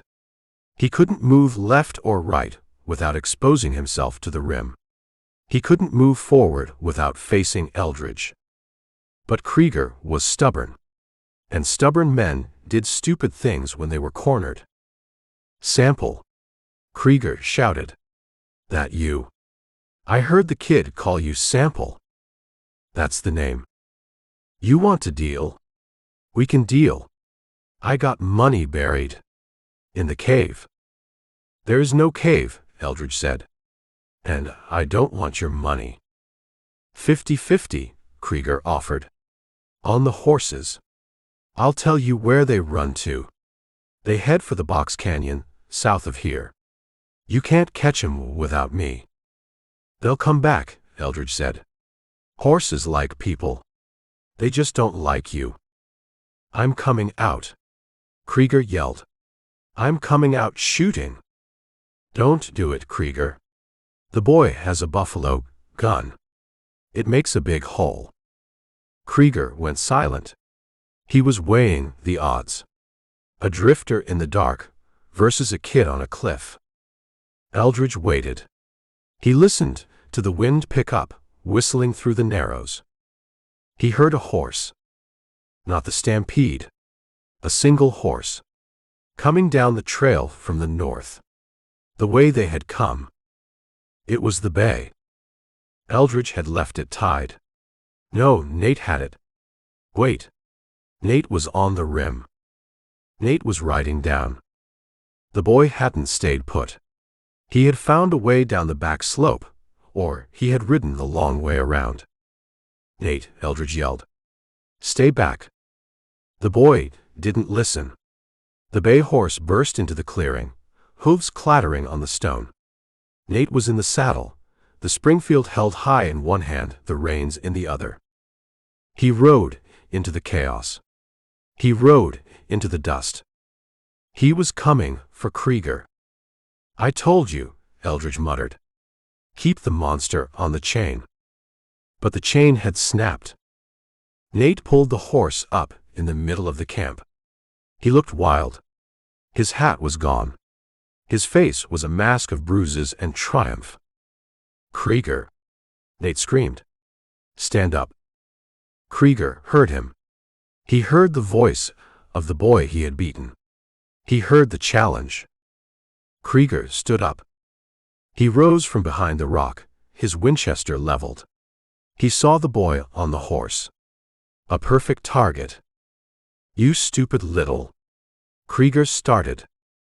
Eldridge raised the Colt. He couldn't shoot. Nate was in the line of fire. "Nate. Move."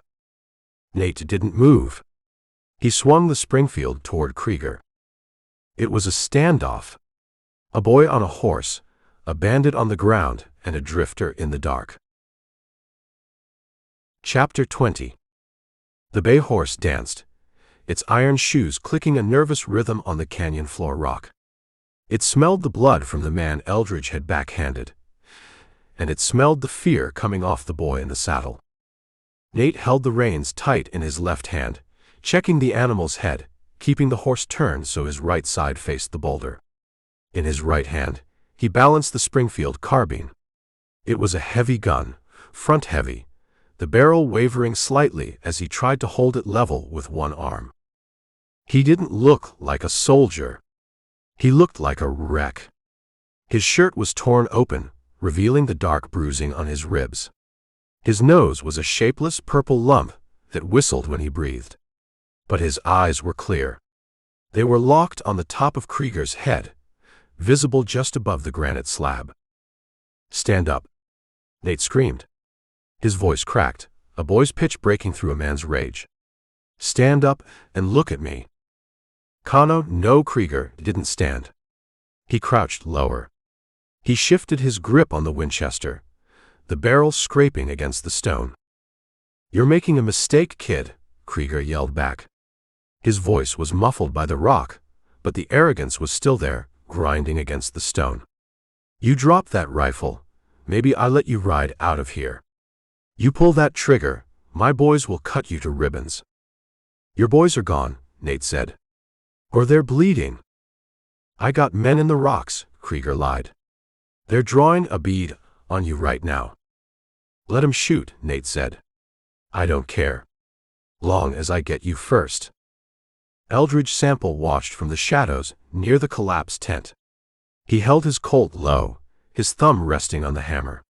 He scanned the rim, checking for the reinforcements Kreeger was bluffing about. The rim was empty. The canyon was quiet, save for the heavy breathing of the bay horse and the wind hissing through the narrows. He looked at Nate. The boy was rigid. The adrenaline was holding him up, stiffening his spine, but it was a brittle strength. He was vibrating. If the horse bucked, if Kreeger moved too fast, the gun would go off. And at this range, a .45 to 70 slug wouldn't just kill Kreeger, it would erase him. "Nate," Eldridge said softly. "Easy on the reins. You're choking him." Nate didn't look at Eldridge. He didn't hear him. He was in the tunnel. At the end of the tunnel was the man who had beaten his brothers.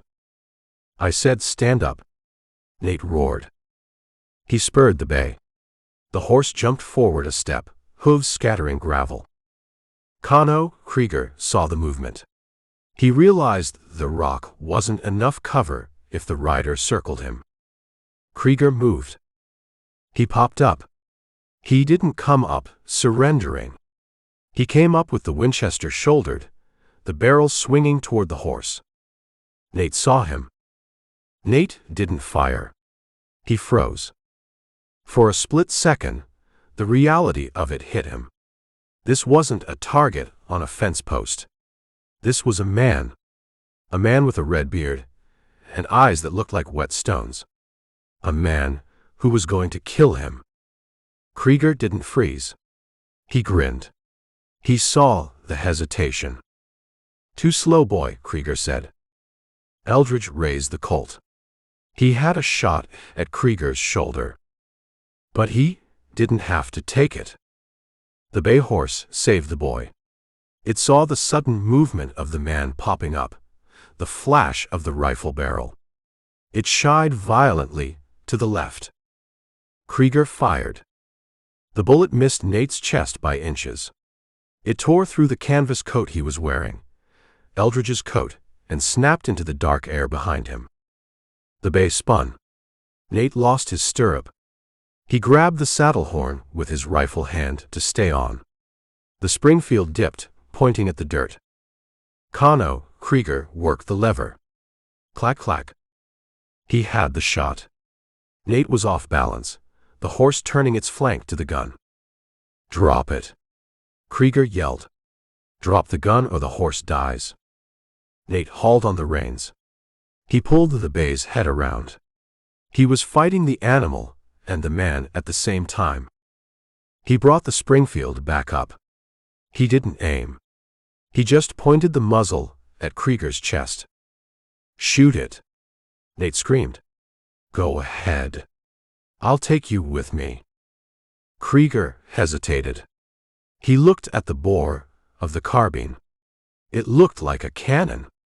He knew ballistics. He knew that even if he killed the horse or the boy, that heavy slug was going to punch a hole through him that a doctor couldn't fix. It was a standoff, a Mexican standoff in a Texas canyon. Kreeger lowered the rifle an inch. "You got guts, kid," Kreeger said. "I'll give you that. Stupidity bought guts." "Put the gun down," Nate said. "You first." "I ain't putting nothing down. I came for my horses. And I came for you." "You got the horses," Kreeger said. He nodded toward the canyon mouth where the herd had vanished. "You ran 'em off. They're halfway to the fort by now." "I want the payment," Nate said. "Payment?" Kreeger laughed. It was a dry, scratching sound. "I ain't got money, kid. I spent it on whiskey and powder." "Not money," Nate said. "Blood." He shifted his grip on the rifle. His finger tightened on the trigger. He wasn't shaking anymore. He was steady. The monster Eldridge had told him to find was out of the cage and it was hungry. Kreeger saw it. He saw the look in the boy's eyes.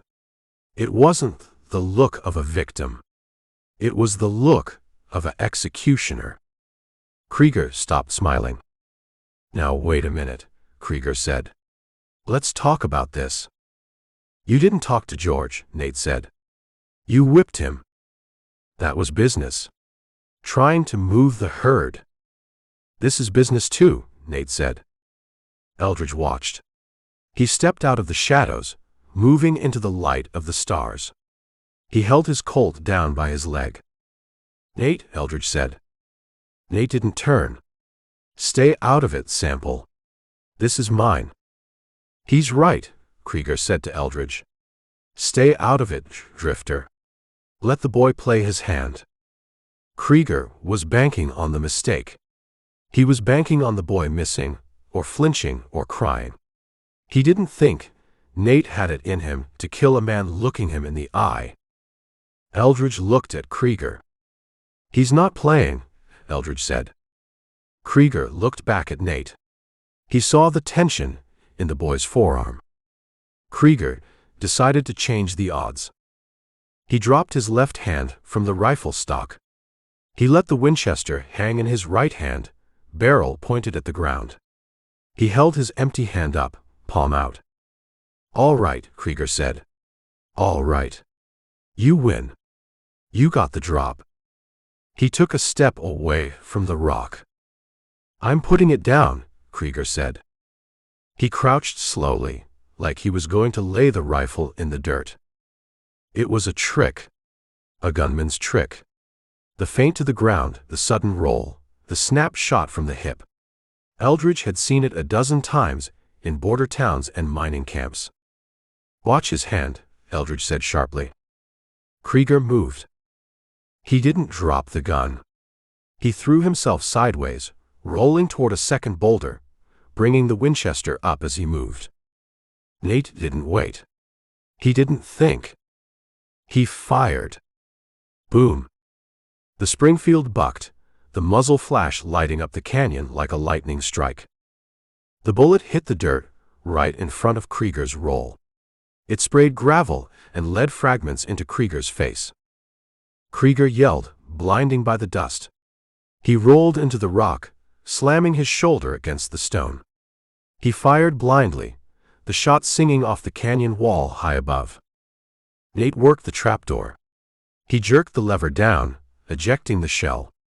It flew over his shoulder. He shoved a new round in. He snapped it shut. He spurred the bay. He rode the horse right up to the rock where Kreeger was huddled. Kreeger was wiping grit from his eyes, trying to clear his vision. He looked up. He saw the underside of the bay horse. He saw the black hole of the rifle barrel, pointing straight down at his head. "Don't!" Kreeger screamed. He dropped the Winchester. He threw his hands over his face. "Don't shoot." Nate sat there. The horse danced, hooves inches from Kreeger's chest. Nate was breathing hard, gasping for air. His face was a mask of sweat and dust. He had him. The man who stole the future. The man who beat his brothers. The man who laughed. He was right there. Helpless. Begging. "I got you," Nate whispered. "Please," Kreeger whimpered. "I quit. I give up." "You didn't give up when you had the rope," Nate said. "You didn't give up when you shot Bess." Nate pulled the hammer back. Click. The sound was louder than the gunshot had been. It echoed in the small space between the boy and the bandit. Eldridge walked forward. He stopped by the horse's flank. He didn't reach for the rifle. He didn't touch the boy. He just watched. "He's unarmed, Nate," Eldridge said. "He's trash," Nate said. "He is," Eldridge agreed. "But he's unarmed trash." "I don't care." "You will," Eldridge said. "Later. When the noise stops." Nate looked at Kreeger. Kreeger was curled in a ball, looking small, looking pathetic. The monster in the duster had turned into a frightened man in the dirt. Nate's finger trembled on the trigger. He wanted to do it. Every nerve in his body screamed to finish it, to pay back the pain. He deserves it, Nate said. Maybe, Eldridge said. But do you deserve to carry it? Nate stared down the barrel. He saw the sweat on Kreeger's bald spot. He saw the fear. The bay horse shifted, blowing out a breath. The moment stretched. The tension was a wire pulled to the breaking point. Nate looked at Eldridge. He looked for permission. He looked for judgment. He saw neither. He just saw a man waiting to see what kind of man was sitting on the horse. Chapter 21. The rope was rough hemp, the kind that left splinters in the skin if you looked at it wrong. Eldridge Sample cut 3 lengths. He tossed one to Nate. Tie him, Eldridge said. Wrist to wrist. Then run the line to the saddle horn of the gray mare. Nate took the rope. He walked to Kreeger. The bandit leader was still on his knees, his hands behind his back. He looked up at the boy he had beaten. He didn't look scary anymore. He looked like a man trying to calculate how much water he was going to need and realizing he didn't have a canteen. You can't walk me, Kreeger said. It's 20 miles. My boots ain't made for it. Neither were mine, Nate said. He jerked Kreeger to his feet. He tied the rope to Kreeger's bound wrists, then walked the other end to the mare. He tied it off hard. She walks fast, Nate said. Keep up. Eldridge looked at the other 2 survivors. The cook with the bruised face, and the man in the long johns who was just waking up, rubbing a lump on his head the size of a goose egg. You too, Eldridge said. Get in line. He tied them together. He tied them to the tail of a roan gelding. What about him?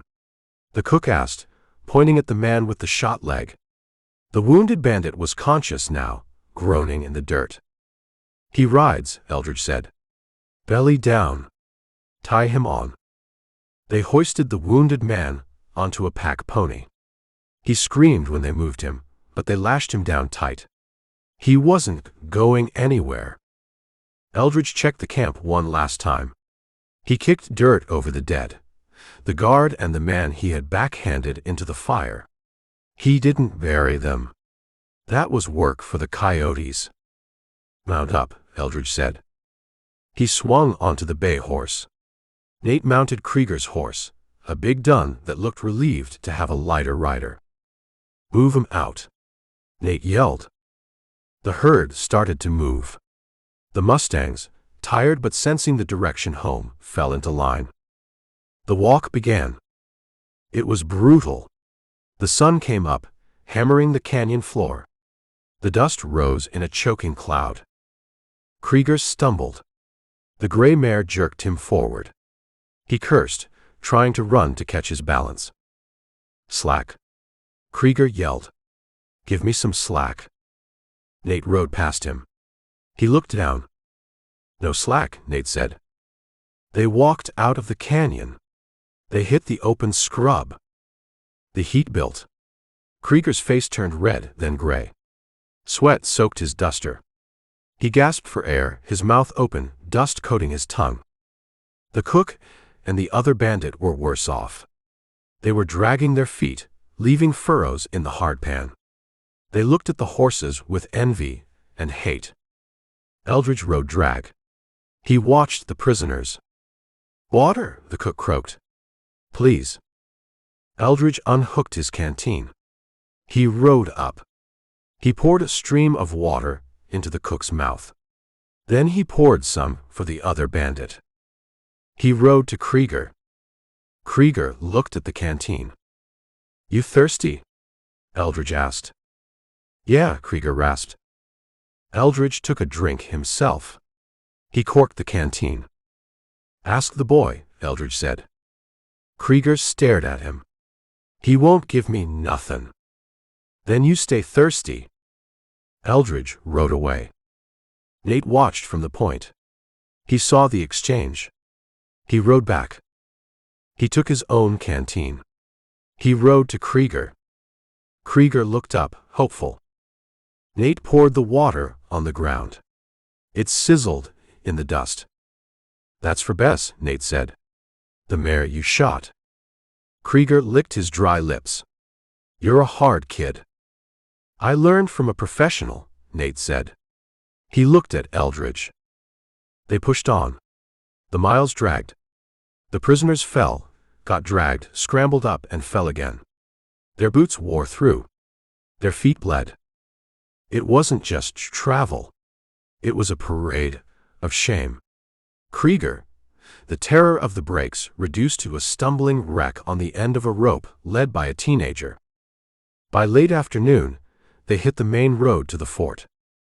They passed a wagon, heading out. The driver stopped, staring at the spectacle.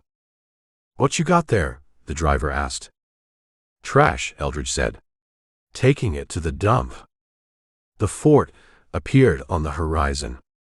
The stockade walls looked solid, welcoming. Nate straightened in the saddle. He adjusted his hat. He looked at the herd of 30 horses. He looked at the prisoners. He didn't look like a boy who had lost his father. He looked like a drover who had brought the herd in. "We made it," Nate said. "Almost," Eldridge said. "Don't celebrate until the money is in your hand." They rode toward the gate, the dust of their passage marking the end of the long walk and the beginning of the payday. Chapter 22. The sentry on the south wall of Fort Campbell didn't raise his rifle. He raised his field glasses. He wiped the dust from the lens with a thumb that was dirty enough to leave a smear, then squinted into the late afternoon sun. "Dust?" the sentry said to the corporal standing next to him. "Lot of it." "Patrol coming back?" the corporal asked. He was leaning on his carbine, picking his teeth with a splinter of wood. "Ain't a patrol," the sentry said. "Patrol rides in a column. Twos. This is a mob." He adjusted the focus wheel. The blur resolved into shapes. Horses. Lots of horses. Moving with the slow, fluid grace of wild stock that was tired but not broken. And riders. 2 of them. One on a big bay cavalry mount. One on a dun. And behind them, dragging in the dirt like tin cans tied to a wedding wagon, were men. "Jesus," the sentry whispered. "They're dragging him." Below, in the shadow of the stockade, 4 boys sat on a stack of ammunition crates. They looked like a set of nesting dolls that had been kicked over. Bandages on their heads. Arms in slings. They were dirty, bruised, and staring at the gate with the intensity of dogs waiting for the master's wagon. Matthew jumped up. He was the smallest, the one who had ridden to town to get Eldridge. "It's them," Matt yelled. His voice cracked. "I hear the hooves." The other brothers stood up. Edward, the 17-year-old, favored his left leg. George held his arm close to his chest. William just watched, his eyes wide. A woman stepped out of the sutler's store. She wore a faded calico dress and a bonnet that hid her face, but not the tension in her shoulders. She held a shotgun, the heavy 10-gauge she had aimed at Eldridge days ago. Ellen. The mother. She had ridden in yesterday on a mule, terrified, demanding to see the captain, demanding to know where her sons were. Now she stood by the gate, a statue of prairie grief waiting to be animated or shattered. The gates groaned open.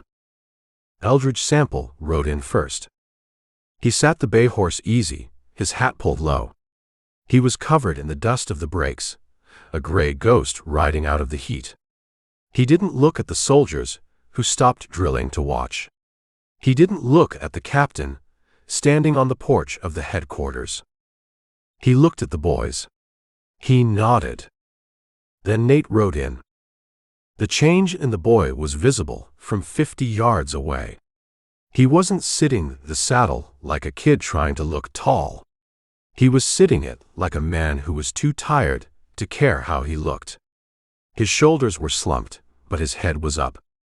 His face was a mask of purple bruises and dried blood, his nose a swollen ruin, but his eyes were clear. He was leading the string. 30 mustangs, trailing behind him on a lead rope, heads bobbing. And behind the mustangs, tied to the tails of the drag horses, were the prisoners. Kreeger came first.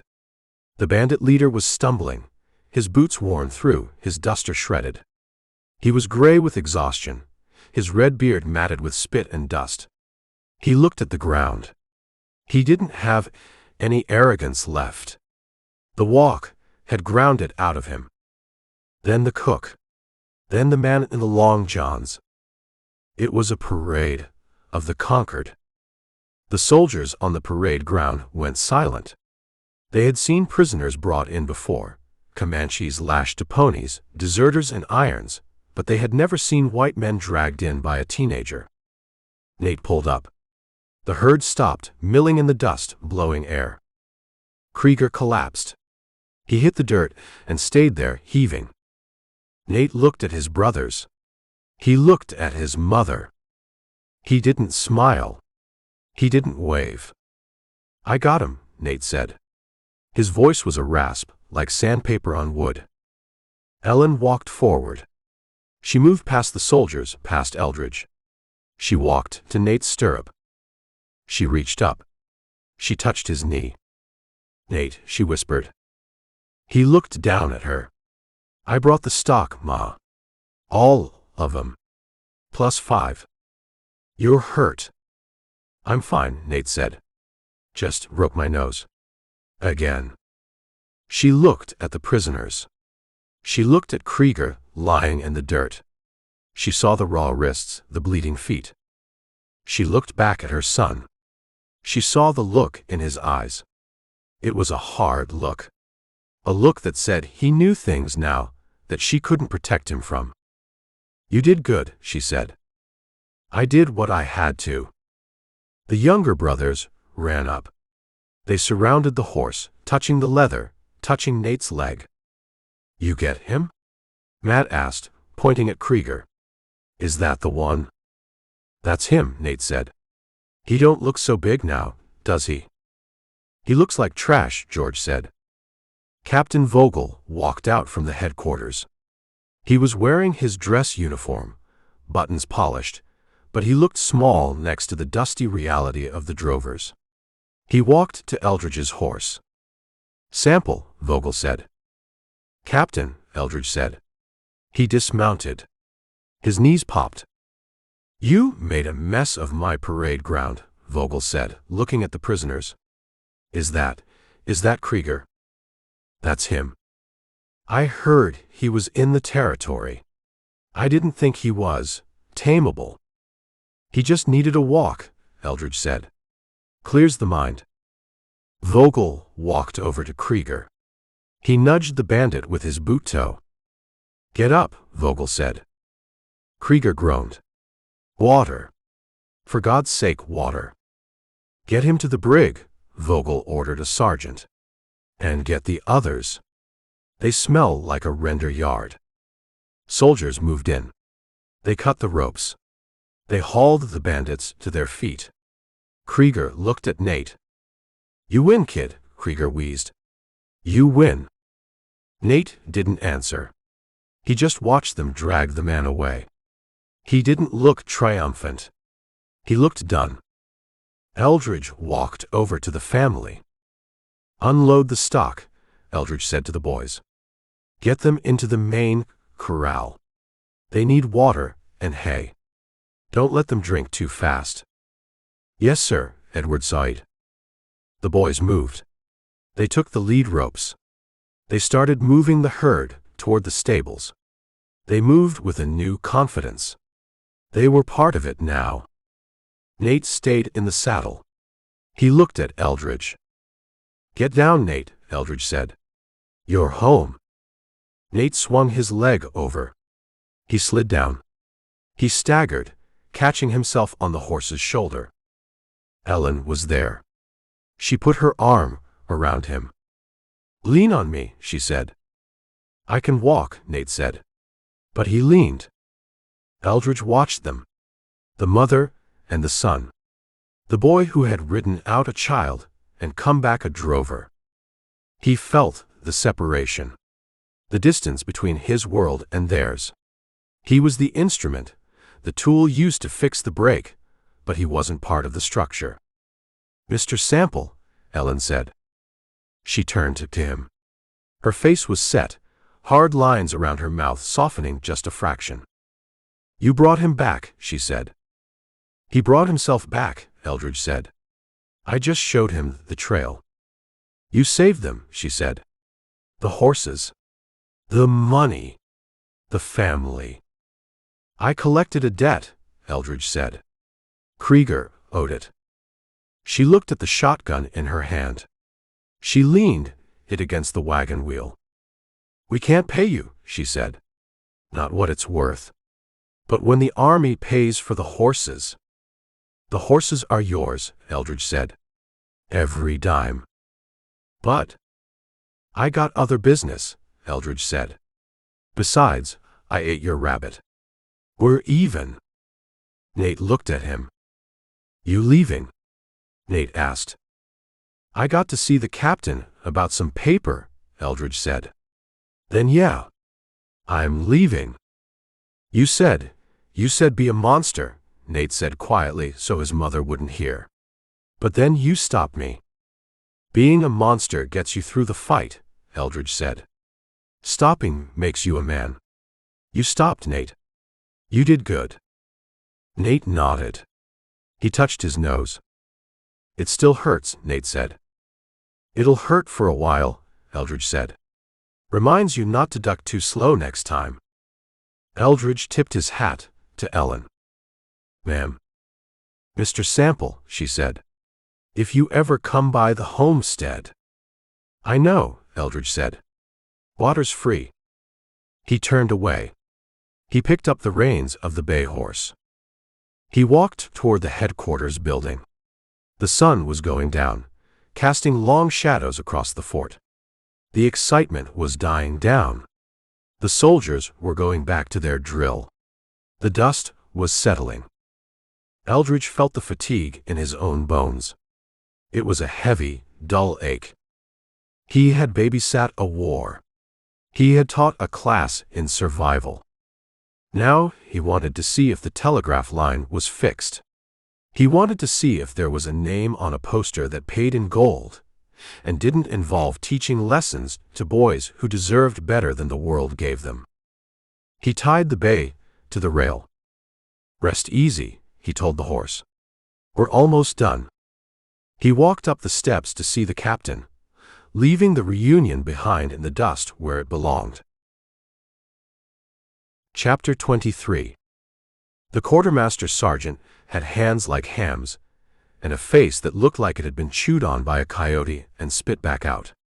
He walked down the line of mustangs in the main corral, slapping rumps and lifting hooves with a critical, bored expression. Nate walked beside him. He was limping, his nose a swollen purple bulb, but he held the ledger book, a tattered notebook his mother had given him, like it was a Bible. "This one's ewe-necked," the sergeant said, pointing to a paint mare. "And she's got a splint on the off fore." "She ran 20 miles yesterday," Nate said. "Carrying a pack. She didn't stumble once." "She's green," the sergeant said. "Cavalry mounts need to be steady. You fire a carbine off this thing, she's liable to jump into the next county." "She's broke to ride," Nate insisted. "I broke her myself." "Broke to ride, ain't broke to fire." The sergeant moved to the next horse. A black gelding. He pried the mouth open, checking the teeth. 5 years old, the sergeant said. "Maybe 6. Getting long in the tooth for a remount." "He's 4, Nate said. "Look at the cups." "I'm looking at the wear." Eldridge Sample leaned against the corral fence, watching. He was drinking coffee from a tin cup, the steam rising into the cool evening air. Captain Vogel stood next to him, smoking a cigar that smelled of Virginia tobacco and government procurement. "Your boy is arguing with Sergeant O'Malley," Vogel said. "O'Malley doesn't like to be argued with. He thinks he invented the horse." "The boy knows his stock," Eldridge said. "And he knows what they're worth. They're mustangs, Sample. Tough, sure. But small. My troopers are big men. They need bone." "These horses carried Kreeger's men through the breaks at a gallop," Eldridge said. "They survived a stampede. They survived a drought. You put a trooper on a Kentucky thoroughbred out here, the horse dies in a week. These ponies, they eat cactus and ask for seconds." Vogel took a drag of his cigar. He looked at the herd. They were rough, dusty, and scarred, but they were standing. They had spirit. $30, Vogel said. "You told me 40. That was for prime stock. Grain-fed. These are grass bellies." Eldridge took a sip of coffee. He looked at Nate. The boy was getting red in the face, about to lose his temper with the sergeant. "35, Eldridge said. "And you take the whole string. No calls." "I can't take the lame ones." "There are no lame ones. Just tired ones. Give them a week on corn. They'll outrun anything you have in the stables." Vogel watched the black gelding kick at a fly. The horse moved fast, fluid. 35, Vogel said. "For the lot. 30 head." 35, Eldridge agreed. Vogel walked over to the fence. He waved at the sergeant. "That's enough, Sergeant," Vogel called out. "Pass him." "Sir." The sergeant looked offended. "I ain't checked the hocks on the grulla. They're passed. 35 ahead. Write it up." Nate stopped. He looked at the captain. He did the math in his head. 30 times 35. That's $1,050, Nate whispered. "It is," Vogel said. "Go to the paymaster's office. Tell him I authorized the voucher. Gold or draft?" "Gold," Nate said quickly. "Please." "Gold it is." Nate looked at Eldridge. He looked stunned. $1,000 was more money than he had ever seen. It was enough to fix the ranch, buy seed, pay the bank, and still have enough left over to buy a new suit for Sunday. "Go on," Eldridge said. "Get paid before he changes his mind." Nate handed the lead rope of the grulla to his brother Edward. "Watch him," Nate said. "Don't let him kick the soldiers." He walked toward the paymaster's office. He tried to walk slow, like a businessman closing a deal, but his limp gave him away. He was a hurt boy walking toward a lifeline. Eldridge poured the dregs of his coffee into the dust. "You got a good deal, Captain," Eldridge said. "I know," Vogel said.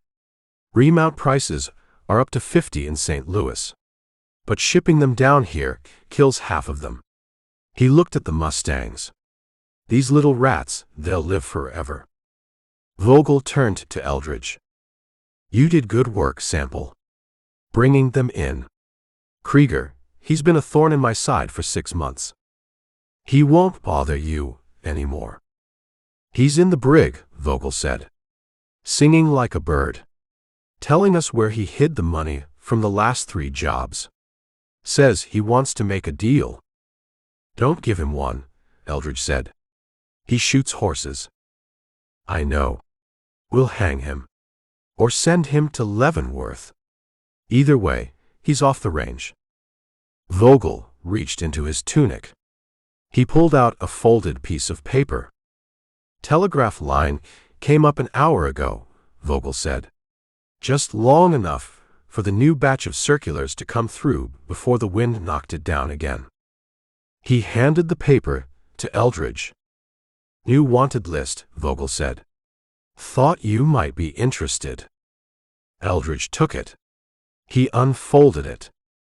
It was a list of names and prices.